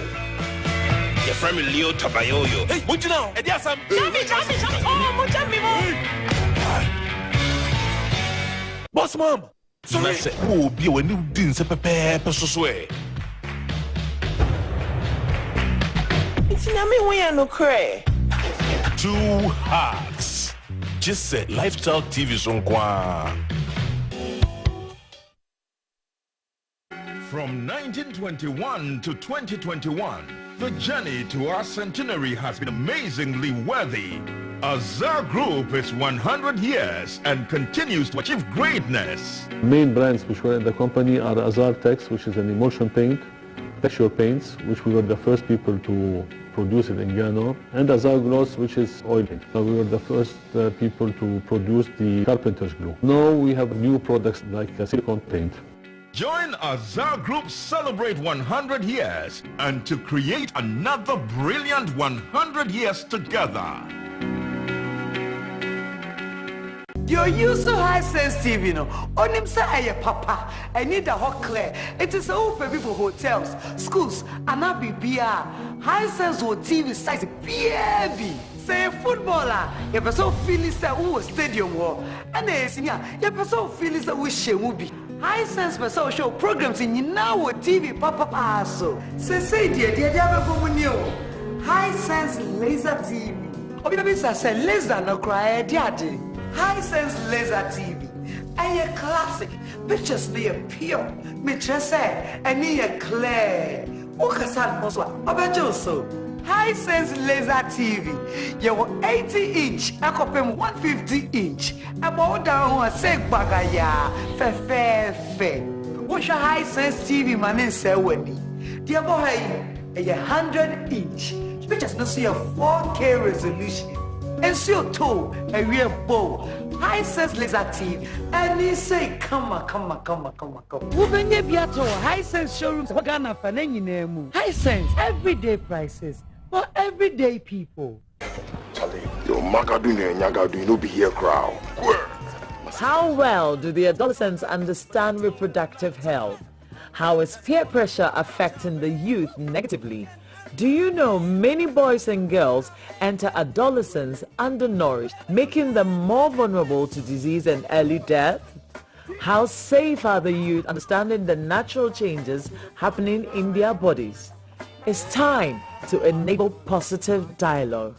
Join us on YOLO Talk and let's get interactive as we discuss smart decision making on each selected episode of your favorite youthful TV series, YOLO, with professionals and some of the actors live on GTV. YOLO Talk, making smart choices. YOLO, hey, you only live once. YOLO Talk is a GBC UNICEF partnership.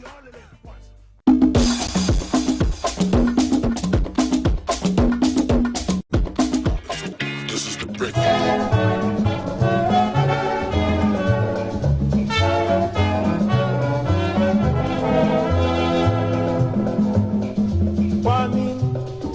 star of Ghana, Nkrumah, star of Ghana, everybody calls of the brave and the sweat of their labors, calls of the feet which have brought results. Thanks for staying with us and thanks for joining the #GTV Breakfast conversation. Right now we will be looking into what the census figures mean for our national development. We've heard the Ghana Statistical Service say that Ghana's population from the recently held census is at 30.8 million, and the provisional report also says the figure has grown fivefold from the first post-independent census conducted in 1960. And even though the population is growing, it's growing at a declining rate. So it's not growing as much as it was in the past. Another thing that some of you were excited about is the fact that the females outnumber the males in the current demographics, and Greater Accra has overtaken the Ashanti region as the most populous region. Ahafo replaces Upper West as the least populous region, and you've heard all the figures that have been peddled back and forth, but I'm sure you're asking, what does it all mean? How does it apply to our daily lives? What does it mean for our development? And those are the questions we want to answer today on the breakfast table. I've been joined by the Director of the National Development Planning Commission, Dr. Kojo Mensah Brampa, to understand some of these figures and relate them to our development agenda. Good morning, Doc, and welcome. Good morning. I'm so happy to have you on the table because we've heard the figures given to us by the Statistical Service, and people are asking, and so what? So I would start by saying, did you anticipate the increase based on the fact that since 1960 we've always seen an increase in our numbers when it comes to the general population? Yes, thank you very much, and your viewers. And let me say that my colleague, the professor at and also the government statistician at the Ghana Statistical Service has done an enormous job. And to be talking about the provisional results of the population just a few weeks after we've gone through the enumeration is fantastic. This is global standard. Okay. And once again, Ghana is setting the pace for some of these things. And if you look at the preliminary, the provisional broadcast that they made, we were comparing ourselves to the UN, to the UN standards, comparing ourselves to the United States, and these are not mean things. So because you've worked with over 130 countries, and so you would know what you're talking about. Yes, I work with the United Nations, and huge responsibility covering so many countries. So I know, I've seen it in so many countries, and I know how this is done. And the government statistician is fantastic to do this and to pretend over this. But let me say that for National Development Planning Commission, yes, we've done a lot of projections on our population and used that for planning for a very long time. And if you look at some of the specific things we've done regarding infrastructure, housing and the population and all that, the figure that we've used and play around was 31 million. So to come out with the exact figure of 30.8 is just about 200,000 short of what we were using. But that is fantastic. So it means that our estimations, our projections have been quite well in using that. And we've done even beyond that, beyond 2021. We've done projections to 2047 and projections to 2057. So we're hoping that... And in all these projections, is a growth in our numbers a good thing?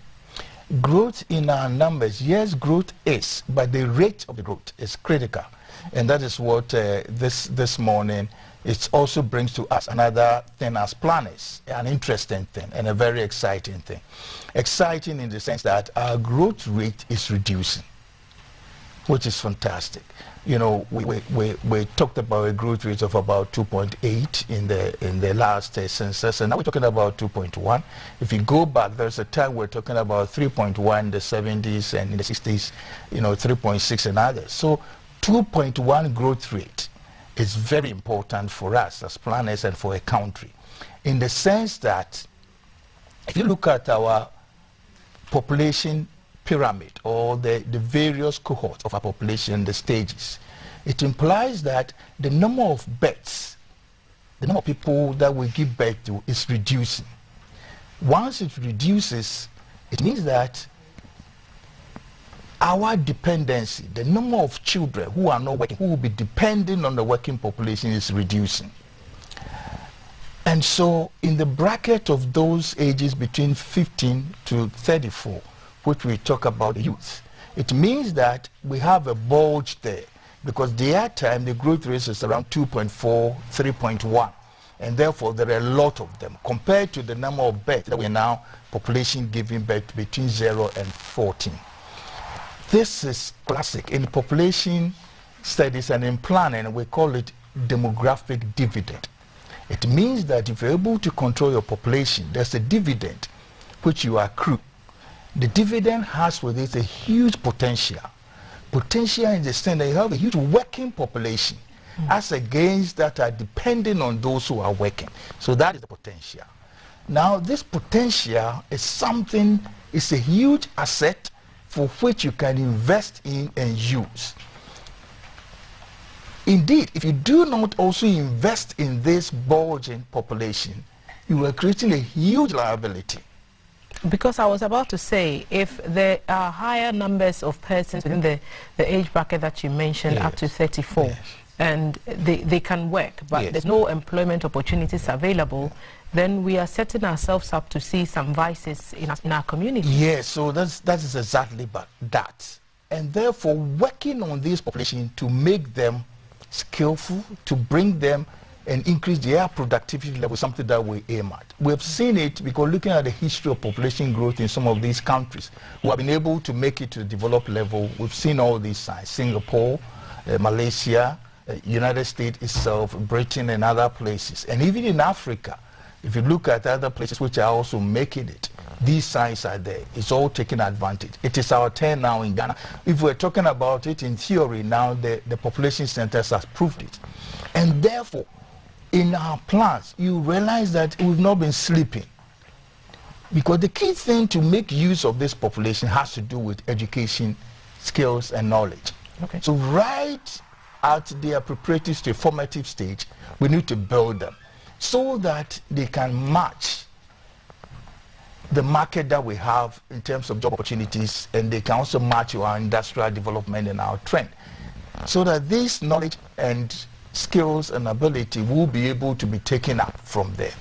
This is very important, and that is exactly what I think for the past years we've been doing, particularly in the area of education. Okay, so for the National Development Planning Commission, what would that specific figure mean for your plan? If we have higher numbers of people being in the bracket up to 64. Yes, it is something that we've taken note of that, and in our medium to long-term perspective, we have been taking care of that. So we in the plan that we've been preparing, and we concluded in 2018, from 2015 to 2018, we concluded that long-term perspective. It tells you all these figures. The figures indicate, for now, is that just about 18% of the people who are able to acquire, go through secondary education, get to the universities. Okay, so we are talking from 15 to 34. Yes, 15 to 34, just about that. The target is that by 2030, we should have the basic is 40% of these people who are able to move from, who are able to leave secondary school should get to the tertiary. Tertiary means that you are adding on, you are making them more productive. You are adding more skills and knowledge. And you'll be surprised to know that in South Korea, this same figure is 97%.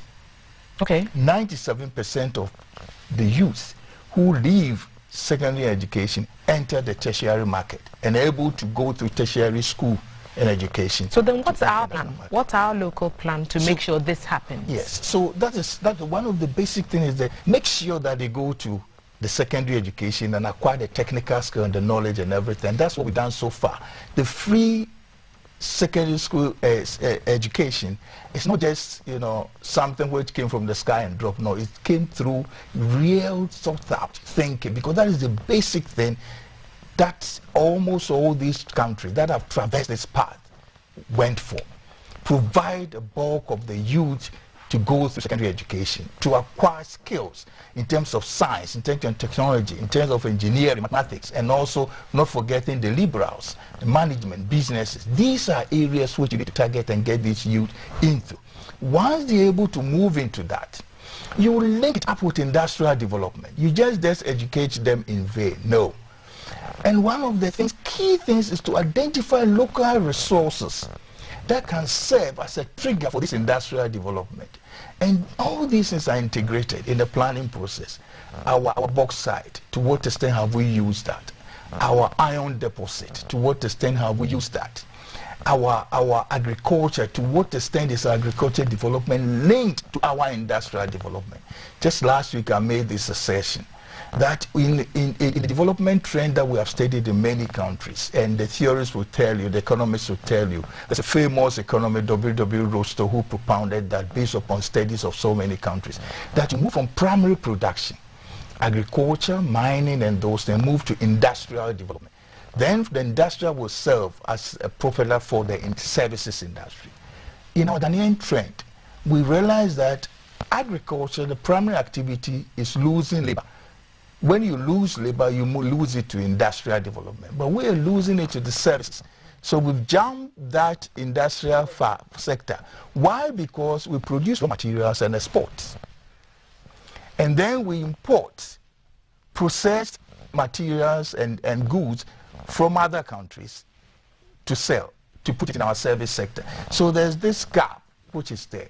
And therefore, it's fundamental that we look at the industrial area and develop. And that is why I sing a song of praise for the 1D, 1F development, the one district, one factory. It's an impetus to industrial development. But not only that, the linkage, for instance, between our raw materials and our industrial sector. And that brings us to what we call integrated aluminium industry. The bauxite that we've been mining for years, we need to process it here to send it to the next stage. And many of the things in the West which have developed, you'll be surprised to know that they were based upon this same aluminium. So your key advocacy when it comes to the age demographic that we are discussing is to better education and then job creation, linking them to industrial development and then sector. Again to the services. Okay, so I just want us to focus on this portion of the report that it was comparing benchmark values. So for those who do not understand what exactly is happening there, because we see a chart and it will be on the screen very shortly, and it's talking about the United States Census Bureau, the United Nations Statistical Division, and then they are at about -5%, -3%, and Ghana is also, the Ghana Statistical Service is at -3%. Why is this important, and why are we being told this figure? Let me say that is quite technical. It's for people who really understand the statistics and population. For the public, the most important thing is that it is telling us that our census is very reliable. Okay. Because it's very important. Reliability is important for every census and every figure. So all these things that is comparing, say, look, we can even compare ourselves to the best in the world when it comes to this census. That's a good point. One of the key takeaways from this sector is the fact that women, again, consistently have always been, or females, if I'm able to use that, I think it's females, that's the right term, continue to outnumber men. And some people are excited about that. But when it comes to development, why should we be interested in that particular figure when there are more females than males? This is very interesting. Interesting in the sense that in the census in the 60s, there were more men than women. That's it. But this changed. along the way, and we now have more women than men. It means that if you take 100 women, you have 97 men. If we take 100 males. 100 males, let me put it that way, 100 males. Or 100 human beings. No, you take 100 males, 100 females. Because female is the constant factor which we use to measure the male. Okay. So the female is 100. You have 97 men in Ghana, which is 3 for every 100 you have female, outnumbering the men by 3. I mean, there are those who are excited about that for what do I call it? Social reasons. I just want to be safe. Of course. Valerie, happy birthday. But what does it mean for planners of the policies and the kind of facilities or amenities that we need to put in place? Very, very important. I've talked a lot about education, so let me shift to other areas. The education one is obvious. Send your girl child to school. I'm sure we heard it so many years ago. We've done very well when it comes to that. Very, very well. If you take about health facilities, for instance, female demand specific health facilities for which men do not. If you take maternal, care, for instance, how many of our cheap compounds have maternity clinics attached to them? These are questions that we ask, because if they are more than the men, which means that we have to meet their specific needs. Even when they are not more than men, we have to. So now that we've said it in our own census, are confirmed, then we need to, it's compelling. Many of these cheap compounds will now have to be given, not only a midwife, but we also have a maternal center for which you can attend to throughout the time that you are going through childbearing and even care. And even after that, these are specific things. The other thing also has to do with certain services that we provide, particularly some of the gadgets that we use. Sometimes the ergonomics, the mode of some of these facilities said that it requires a lot of physical activity. And we know that our women by nature and by their genetic system are not physical. And therefore we have to look at some of the things that we construct. Look at some of these boreholes. By the time you fetch the water and finish, you're already panting. And it's usually the females who the female who go to fetch the water. So these are some of the things that we need to look at. So it means that our economics has to look at that. Some of the cars that we import and the car that we are using said that if a woman is climbing onto the car, sometimes if you don't take care, the mate or somebody has to push the woman. Do we need to do that? It's not everybody who can accept that for moral reasons. So these are some of the things that you know. If you go to Europe and other places, the bus goes so low when it stops that you can just walk into it, and then it lifts itself and be able to do that. Can we say the same of some of the buses that we have here? So these are specific things we need to take into consideration in our ergonomics, in the facilities that we provide, and even some of the systems that we claim are supporting the very women that we need to look at. And not the fact that, the good doctor hasn't mentioned you can marry more wives, as no, some of you. We have some really interesting things about regional disparities. Yes. There are some of the regions where the number of women is quite high. And if you take Volta region, for instance, if you take 100 women, there are 91 men. So we have some of the figures on the screen. Oh, okay. And so the population, this will be the general, the size by region. Yeah. But there's no, the actual split for male and female is not captured on this slide, but I'm sure we'll work our way to it at some point in this conversation. Yes. So it's not just a matter of, there are more females, so we can marry more wives. But to make tailored services available for women and girls, so that they can live. It helps in the whole productivity of the female. Some of these things which are made specific to respond to their own gender and genetic nature also helps in increasing productivity. You don't waste time. Imagine that there are 5 children, female, who are climbing on a trotro. And because the nature of our buses said that we all have to wait, time is of essence here. So why can't we mold it in such a way that they can just walk onto it, our buses and the other things. Okay, and the whole regional numbers, what does it tell us about what we need, where we need to put the most focus? Is it the region with the most number of people, or where the need is greater? Because there's also that debate going on, that because Accra is the capital city, there's a lot more people here. A lot of the setups are here. So government institutions, heads here, ministries, departments, agencies here, at the expense of other regions. So where should the focus be? You see, in our plans, I have a very interesting document, maybe later you can show it. Okay. And we've looked at this whole thing about population and its implication for our distribution over the period up to 2047 and even up to 2057, the time that Ghana will be 100 years. How would this thing play around? But the point is that, interestingly, this is the first time Greater Accra has taken over as a region with the highest number of population. Considering that it has the smallest land size. Exactly. The density is about 128,280 or so people per, a kilometer square, which is very dense, very dense. And I think that I think per acre. And if you look at that, it's very high. What I would like to say is that the concentration of people in one place, what they term it in our planning parlance, agglomeration, is an advantage. Advantage in the sense that when you produce, you can have ready market because it's concentrated in an area, and therefore goods can flow in and others.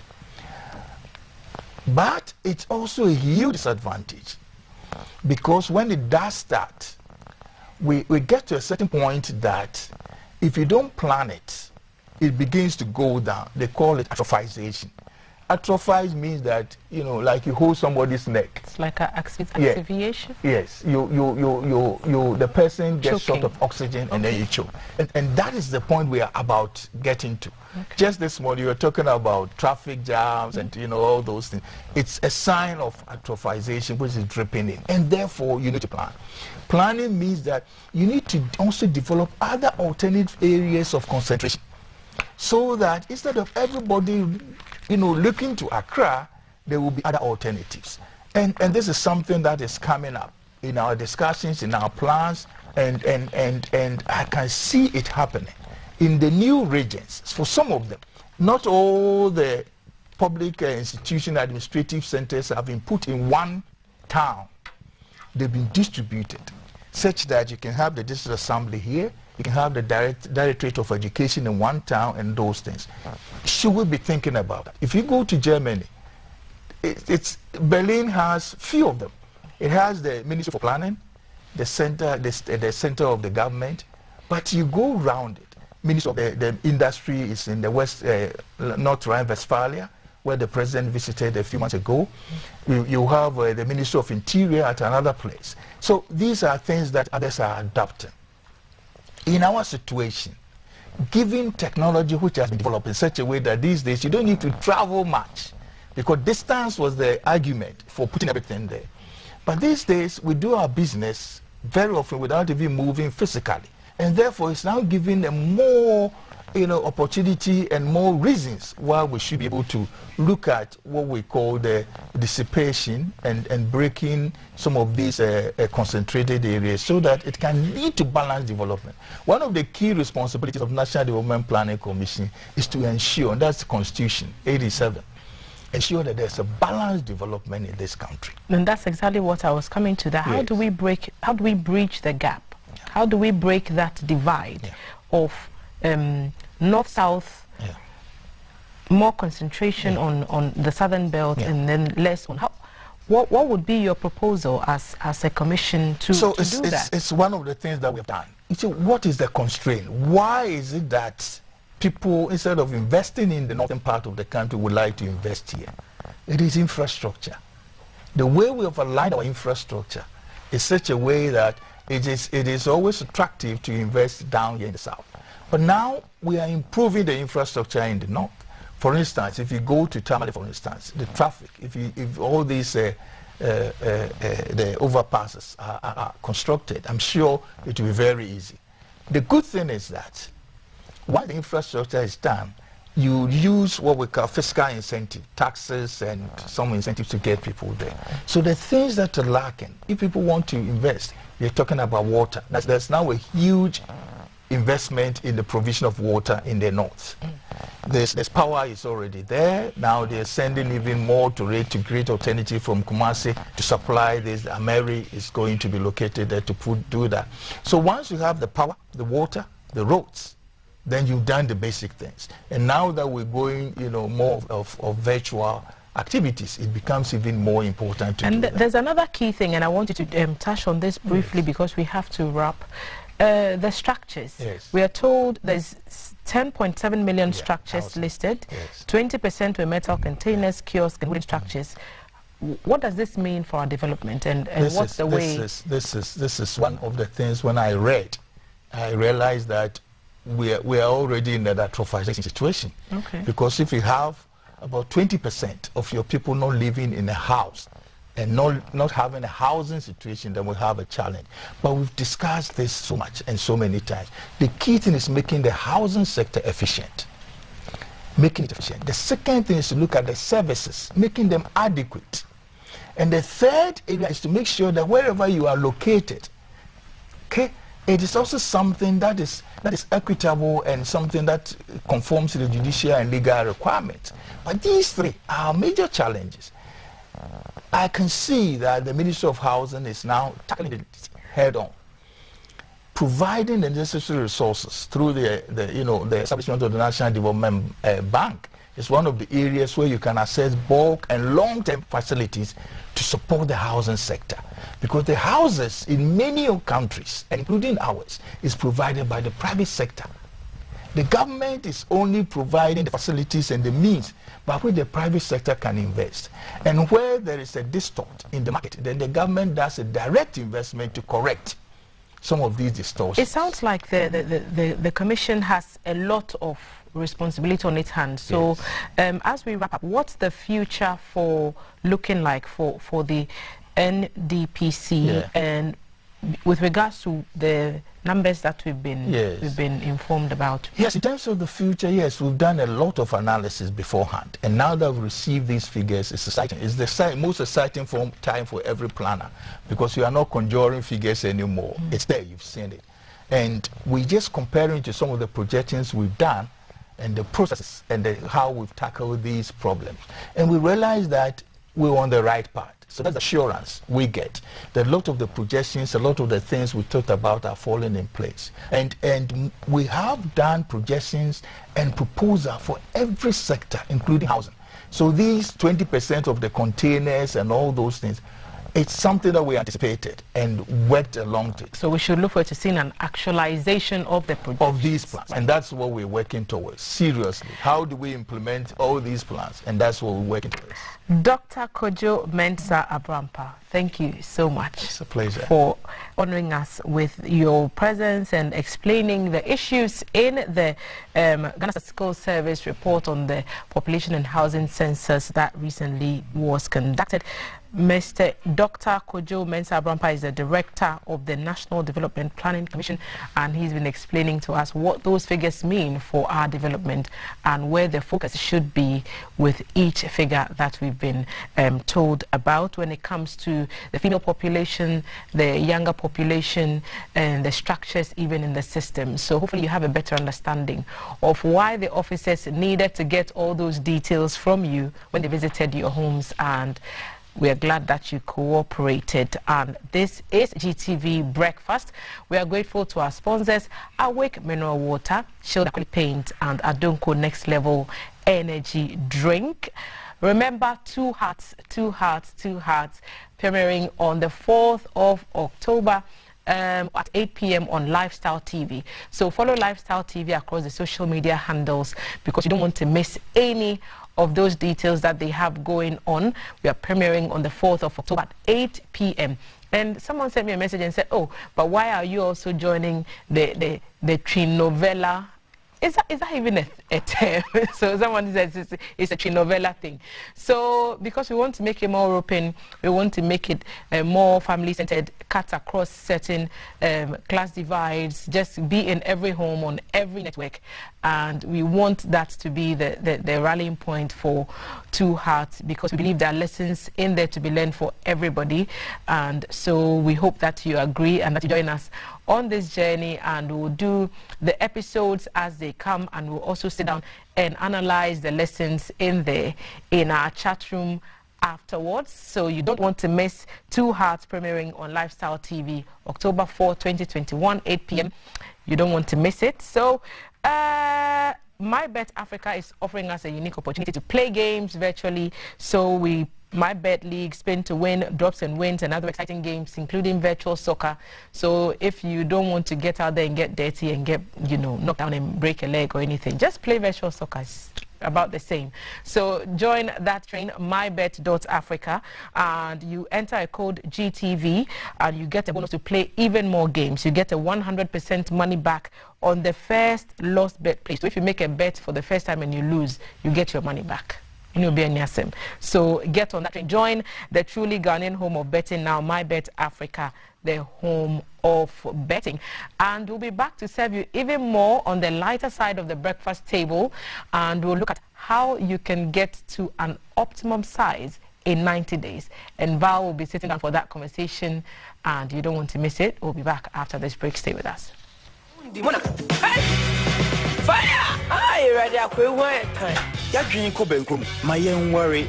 Na fi entina move. See me pese me ya oyere.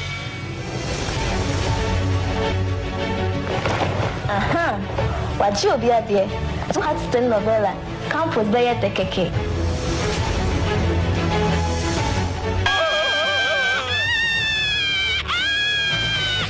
Obi oh ya se.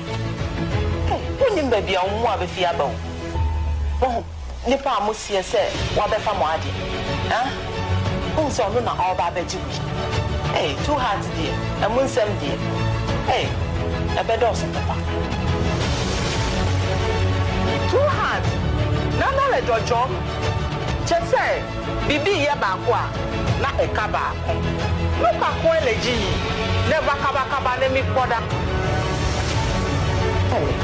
Because you do at Telenovela, there's something sweet and something fried, which is enchichiri. So we take a post when we go to Mewa. In fact, so I'm saying, I'm sorry. Live from GBC Studio 1, this is the Breakfast Show.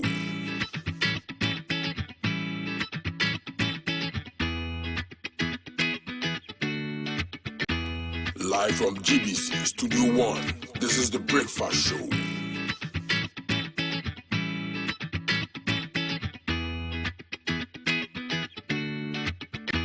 Live from GBC Studio 1, this is the Breakfast Show.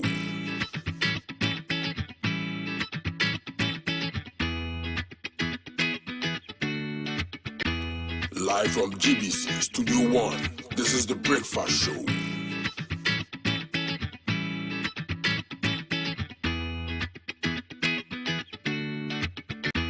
Live from GBC Studio 1, this is the Breakfast Show.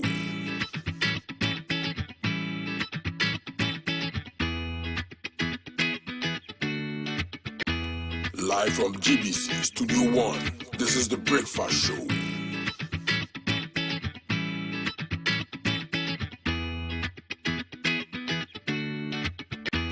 Live from GBC Studio 1, this is the Breakfast Show.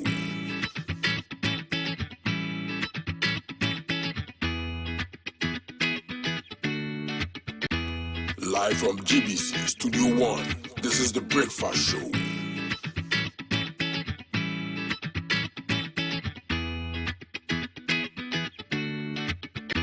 Live from GBC Studio 1, this is the Breakfast Show.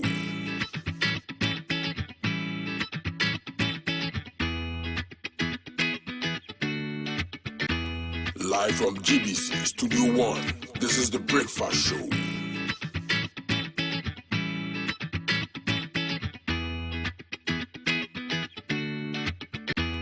Live from GBC Studio 1, this is the Breakfast Show.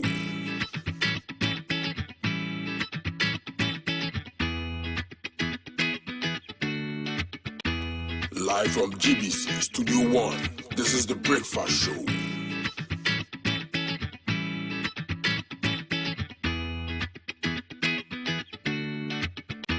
Live from GBC Studio 1, this is the Breakfast Show.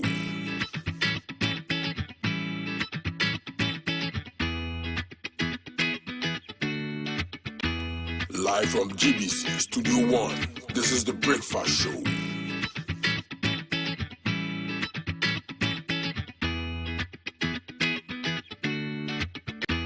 Live from GBC Studio 1, this is The Breakfast Show.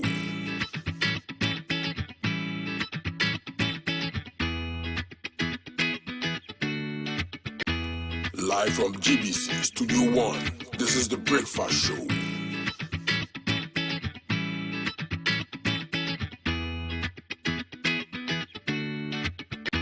Live from GBC Studio 1, this is The Breakfast Show.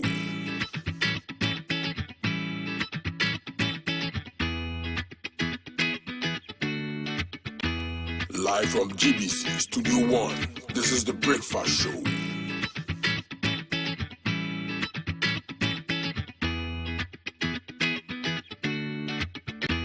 Live from GBC Studio 1, this is The Breakfast Show.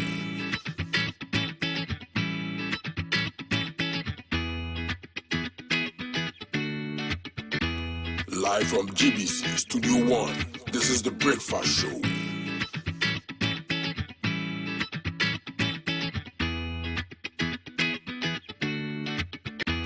Live from GBC Studio 1, this is The Breakfast Show.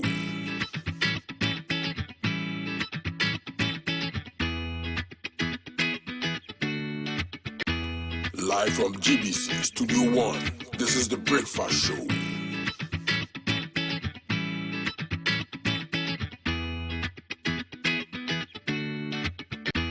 Live from GBC Studio 1, this is The Breakfast Show.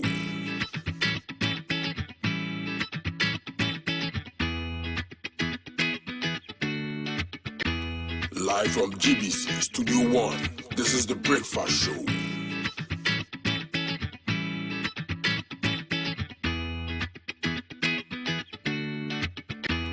Live from GBC Studio 1, this is The Breakfast Show.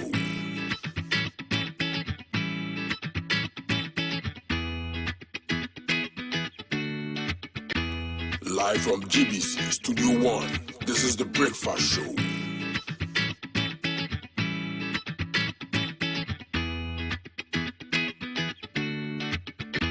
Live from GBC Studio 1, this is The Breakfast Show.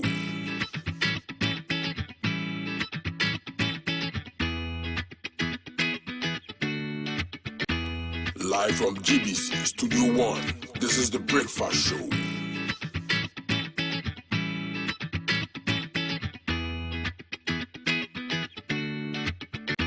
Live from GBC Studio 1, this is The Breakfast Show.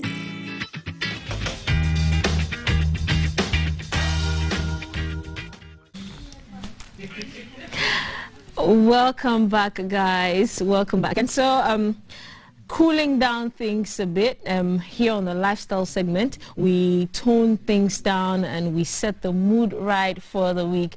So today on a Monday, for a lot of people who'll be watching us, I'm sure they are concerned for their health, their exercise regimens and all of that. I have in studio the amazing Senna Yeboah. She is a lifestyle coach. We are going to be talking TNU. Capital T, capital N, capital Y, capital O, and capital U. TNU stands for the New You. It's a movement to inspire women to take charge of their health and wellness.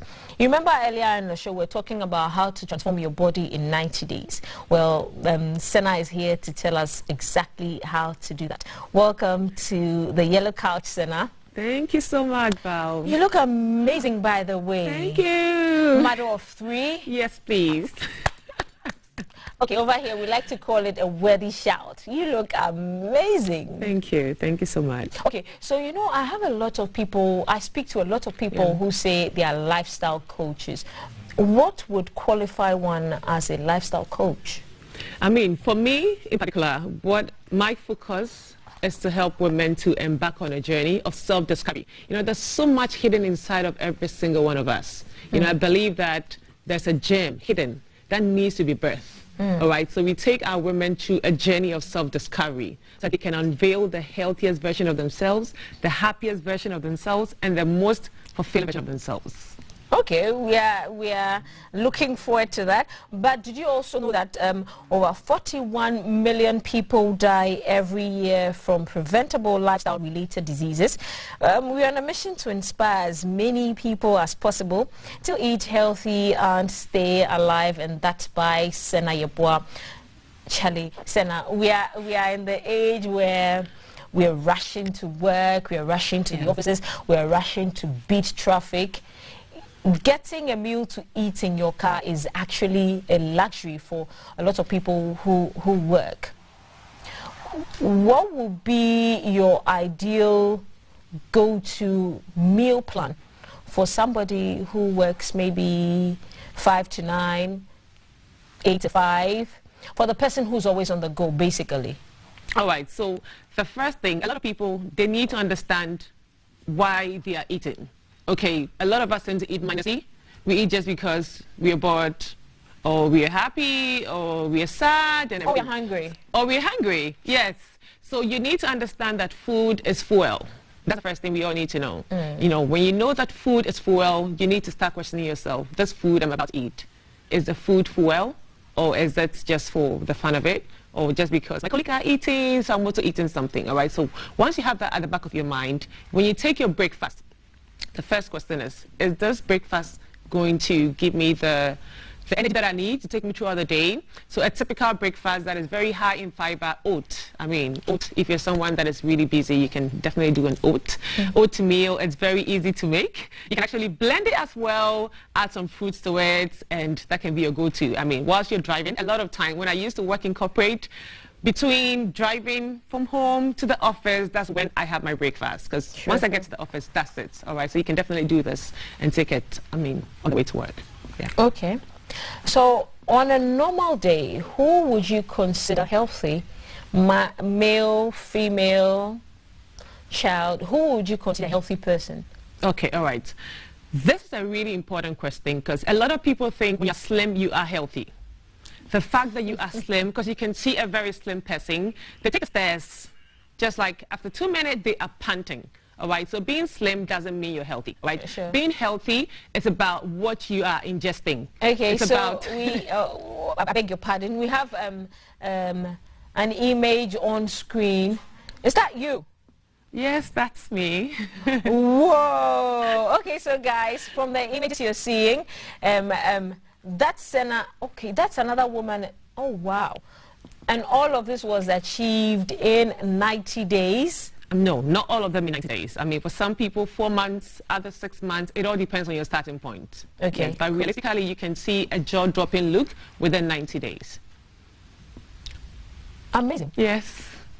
And it's life-changing as well. Wow. Okay, so we have more of images of people who have been able to do this. Regardless if it's in 90 days or 4 months, they have undergone a serious change. Wow. What are some of the questions you get from your clients, customers, people? What are... A lot of people say, can I do this? Is it possible? I've tried to do this. I've tried to get back in shape, but it's so hard, and I feel that I can't do it. Or I have a very busy schedule. Oh, and the one that I hear the most is, I don't like fruits and vegetables. I hear this a lot. And you see, I recently visited a friend, and he always said, I don't take fruits and vegetables. Like, my body just doesn't like it. He got very ill. I mean, to the point of death. By the grace of God, he got healed. I was speaking to him yesterday, and he said, oh, Sena, now I take fruits and vegetables every day. He said, now I exercise every day. You see, a lot of people, they wait till, we are reactive. You wait till the doctor says, you know what, you're diabetic, or you... hypertensive. Then we start making changes to our lifestyle. But we don't need to wait till we get to that point. Whether you're busy or not, and the average person is busy, it's just a matter of priority, you know? Okay. When you decide... So hold on to that talk. Yeah. We're going to a caller who has undergone some sort of transformation in 90 days, and she is online right now. Hi, welcome to GTV Breakfast. Mamle. Hi, Mamle. Right. Hi, Mamle. Welcome to GTV Breakfast. Can you share your story with us? Where do I even start from? Let's see. Start from too many of it actually. Start from when you decided to get on the journey to transform your life. All right, cool. Okay, so Mamle is on screen now. Mamle is on screen now. Okay, so that's Mamle. Okay, Mamle, we are quite excited to know how you transformed yourself. Okay. Okay, so just about 6 years ago, I've been with the team for a very long time. Okay, right. I had my first one. She's now 7, and then I went to my industry party. I was eating. I was talking about my weight and stuff like that. I've always been a size 10. Okay, this is me. I was size 10, but yeah, I'm wearing a 16 now because of it. And my kid was grown. So she's past a year. Okay, I was so big, and then I was there, and then my neighbor was like, you know what? I have this friend opposite, like my neighbor who can help you out. I was like, okay, that's fine. So she came in. This was about March. And my birthday was in October. So I was like, you know what? I'm going to believe you if you're able to do this for me. I was like, we're in March. I'm 16 now. I want to make sure I'm a 10 before October for my birthday. I need to look good in my pictures. I can have my kid's second birthday looking great. So I was like, okay, if you're ready to go, let's do this. And trust me, in September, I was a 10. I was a 10 close. Not even a 10, you know. I was a 10 close. I mean, anybody who knows me will know I'm not lying about this. And I've done this twice. I have to kiss every time I go to that side and I come back. What do? I mean, I eat healthy. I work out. What I do is I live very far from work. Okay? If I say I'm going to get home before I work out, it's going to be a problem. I start traveling for like 2 hours. So what I did was that I made sure after work, I go for a run, 1 hour walk. Then I get into my car and I get home. But there's no excuse when I'm in the kitchen. I'm doing some squats because I like them size. Trust me, I like to my posture, my short dresses. So I need to make sure my pants are good. I'm in the kitchen. I do some squats, 10 squats, 20 squats. And during the day, and my kids, it becomes so natural that even at home, my kids know that mommy, when it comes to breakfast, mommy has their food in the morning. When it comes to lunch, mommy is having her garden next to the afternoon. They don't say don't eat home. I think they be healthy about it because I know it's not for you, it's not just for you, the kids, the generation. Other things, and you want to look in the mirror and go like, oh, I look good. I mean, there's nothing like looking good and healthy. Not just losing the weight, but being healthy. And you have this stuff within the team. Trust me, they're there for each other. We are so there for each other. And trust me, through this thing, I've gotten referral of my work. I've got friends. I've got people. And my life has also changed other people in my family. My sister, you should have seen my sister like some months back. So big. She was like, she thought she would never be able because she was in this room when she was young.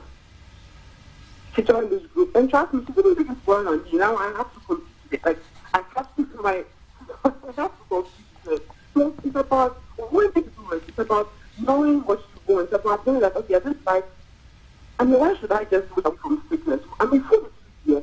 The other thing, don't just be healthy about it. Be moderate about it. Know the right things to do. Caution control. You understand? Eating healthy. Talking to the right people. Can't say, like, it's worth it.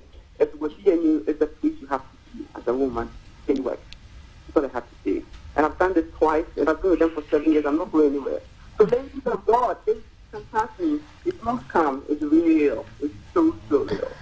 Hello. Right, Mamle, thank you. We're listening with rapt attention. Thank you very much for sharing your story with us. And I must admit, she looks amazing from size 16 to size 10. To 10. Wow. And I've been maintaining it for 5 years. Yes. It's so Wow. worth it. Yes. Oh, wow, Mamle. Wow, good job and keep it up. Mamle, what are some of the comments that you get? The most, what are some of the comments that you get? Okay, most people don't think I have had it. That's the first one. And most people don't think I'm even 30 years. I look younger than my age. Oh, wow. Way younger than my age. I'm past 30, 34, but I look very young. I mean, my picture is, you know, it's so if I'm lying. Oh, yeah, from the picture we are seeing on our screen, you don't look a day over 30. Congrats, you. Thank you, thank you, thank you. Right, back to you, Senna. Now, a lot of people resort to slim teas, lots of funny things on the internet and social media that's selling. What would be your advice to somebody who wants to lose weight in the right way? All right, so the first thing is that it is possible. I mean, the proof that something can be done is when others have done it. And in this case, it's not just me. By the grace of God, over 2,000 women have been able to do this. I mean, we have women from Ghana and in 10 different countries who are part of the movement. And they've been able to transform themselves. The New You movement. So that's TNYOU. Where can we find you on social media?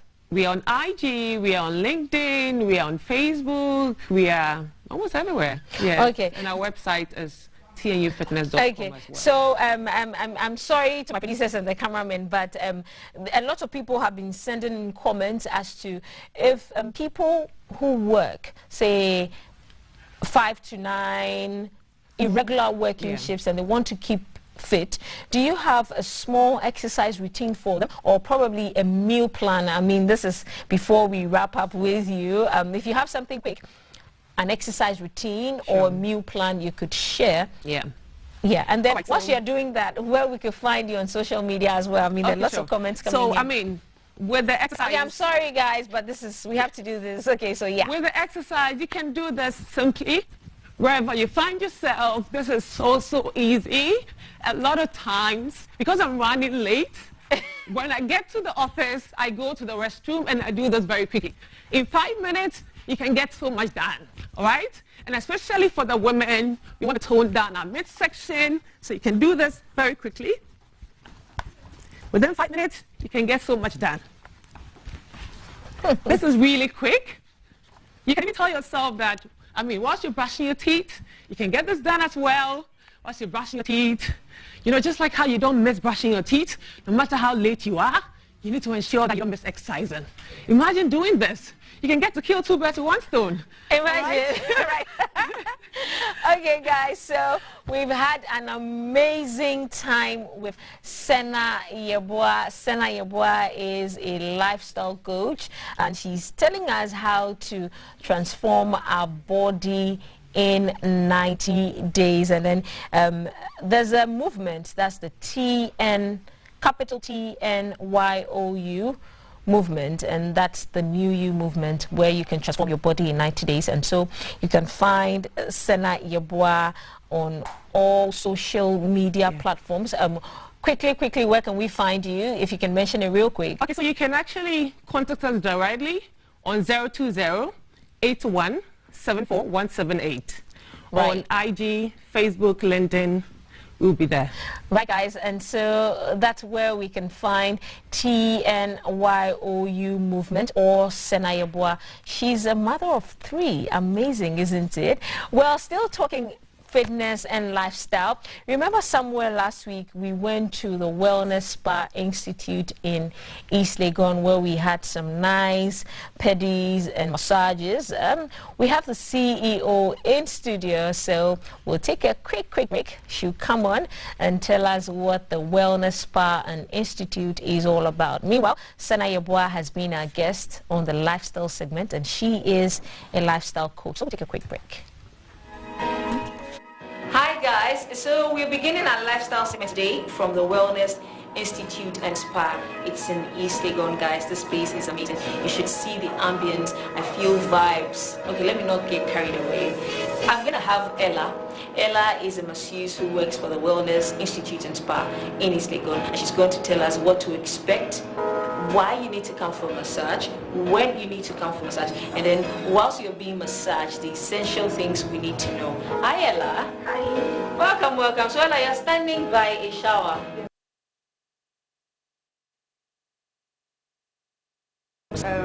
It's good for everyone to shower before and after a massage, but most importantly it's for those who come from offices and also the gym as well.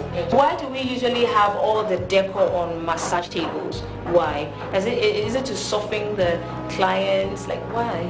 Yes, please. It makes the client calm down and makes the client relax as well. Then another thing, I know that usually we put our faces in here. There's a hole in here. Is there any other reason why the hole is in here? Yeah, it's for breathing, and at the same time, it's a place where the client puts the face so that you feel comfortable. Yeah. Okay. Every massage parlor has this. Why? Yeah. Why? Because you know, as a massage therapist.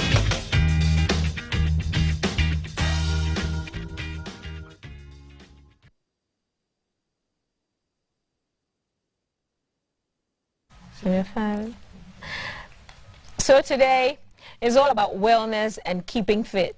So that bit we saw earlier on our screens was from the Wellness and Spa Institute, where we had a massage session. I'm not going to, well, let me say it. Jay was the guy who was being massaged, and then we had a model who got a pedi. So we have the amazing Sheba Ewa Dako Institute. She is the CEO of Wellness Spa and Institute in East Legon. Hello, ma'am. Hello, nice to meet you. Same. Welcome to the Yellow Couch. Well, thank you for inviting me. Okay. It's a pleasure to be here. Pleasure is all ours. When we came to your institution, you were not in the country.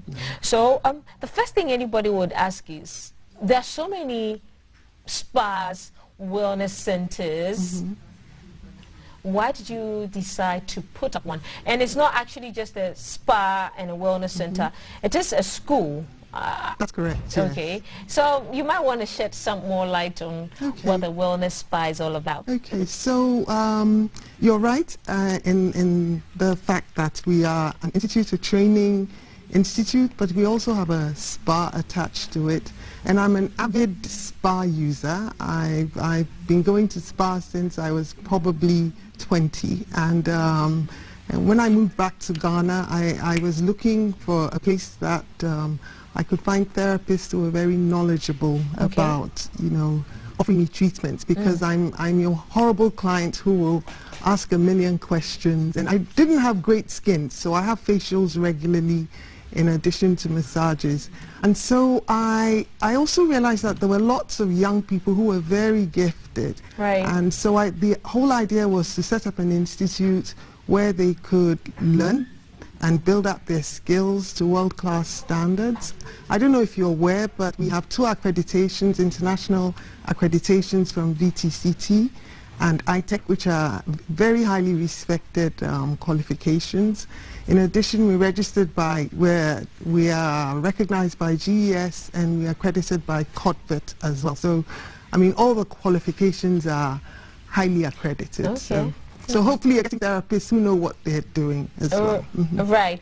Okay. So because we have you in here, can we talk about body shaming?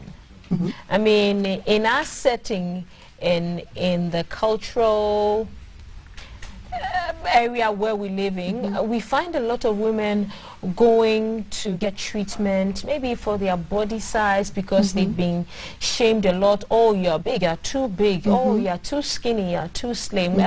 We want to have your candid opinion, what you think about body shaming in our current setting, 2021. Well, I'm a firm believer in, you know, being comfortable in your own skin. I mean, we come in all different shapes, forms, sizes, and it's important that, you know, you're comfortable with who God has made you, the creation that you are. And so, I mean, I don't think there is a one-size-fits-all. I mean, of course, magazines don't help because they portray a certain sense of beauty that, for some people, I will say it's impossible to achieve. I mean, for some others, they will try. And I don't think it's also mentally healthy if you start thinking you're not comfortable with yourself, and so you're only better if you are a certain shape or a certain form. So in my view, you know, we've all got to embrace who we are. It's very important for our mental health. It's very important. So what would you have to say to the body shamers out there? Well, shame on you, I would say. So you hear, shame on you, I would say. Okay, so we had somebody, a life coach, coming earlier to give us an exercise routine of what, like, if you're very busy and you're always in the office, what to keep fit with. Maybe you could also give us maybe a little plan on how to keep healthy. Oh, well, I think she said most of the important things. I think healthy starts with what you eat. And because, you know, the body is what you eat nourishes your body. So it's very important what you eat. If you're not eating a balanced diet, which ensures that you're getting all the minerals, the vitamins, the protein, that your body needs, then of course, and water. I mean, we forget this, but water is very important. 60% of our body is water. So we need to make sure that we are hydrating regularly. And then exercise. Our bodies are not designed to be still. You know, we're not meant to be sitting all day. We're supposed to be moving. So it's important to move. I mean, she talked about exercising. And also, you know, and in addition to exercising, it's also important to make sure that, you know, you surround yourself with happy people, people who make you happy. Positive energy. And I think those are the key ingredients, exactly. Right. It's cute that you think she's here to talk about. I mean, she is, but she is. Happy birthday to you. Happy birthday to you. Happy birthday, dear Valerie. Happy birthday. That's why she's here. Surprise! Okay. For you, I know when you came to the spa, how do you take this guy out? You were keen to sample a treatment, so I actually came here. Scatter for me. Scatter for me. Scatter. Keep talking to her. Yes. Oh, I can't keep talking with this. I came here to give you a spa package and some products that I hope you'll enjoy. Yes. Like Valerie, not gallery. I haven't even seen it, but because I'm so petty, I know I'm going to enjoy it. Thank you very much, Auntie Siba. Thank you so much. So she's not here for your interview. Go you. So that way. Go on. Level, energy. Up. Yep. We put this here. Go on. Yes. So our sponsors are Donko Next Level. That's the next level now, haven't you?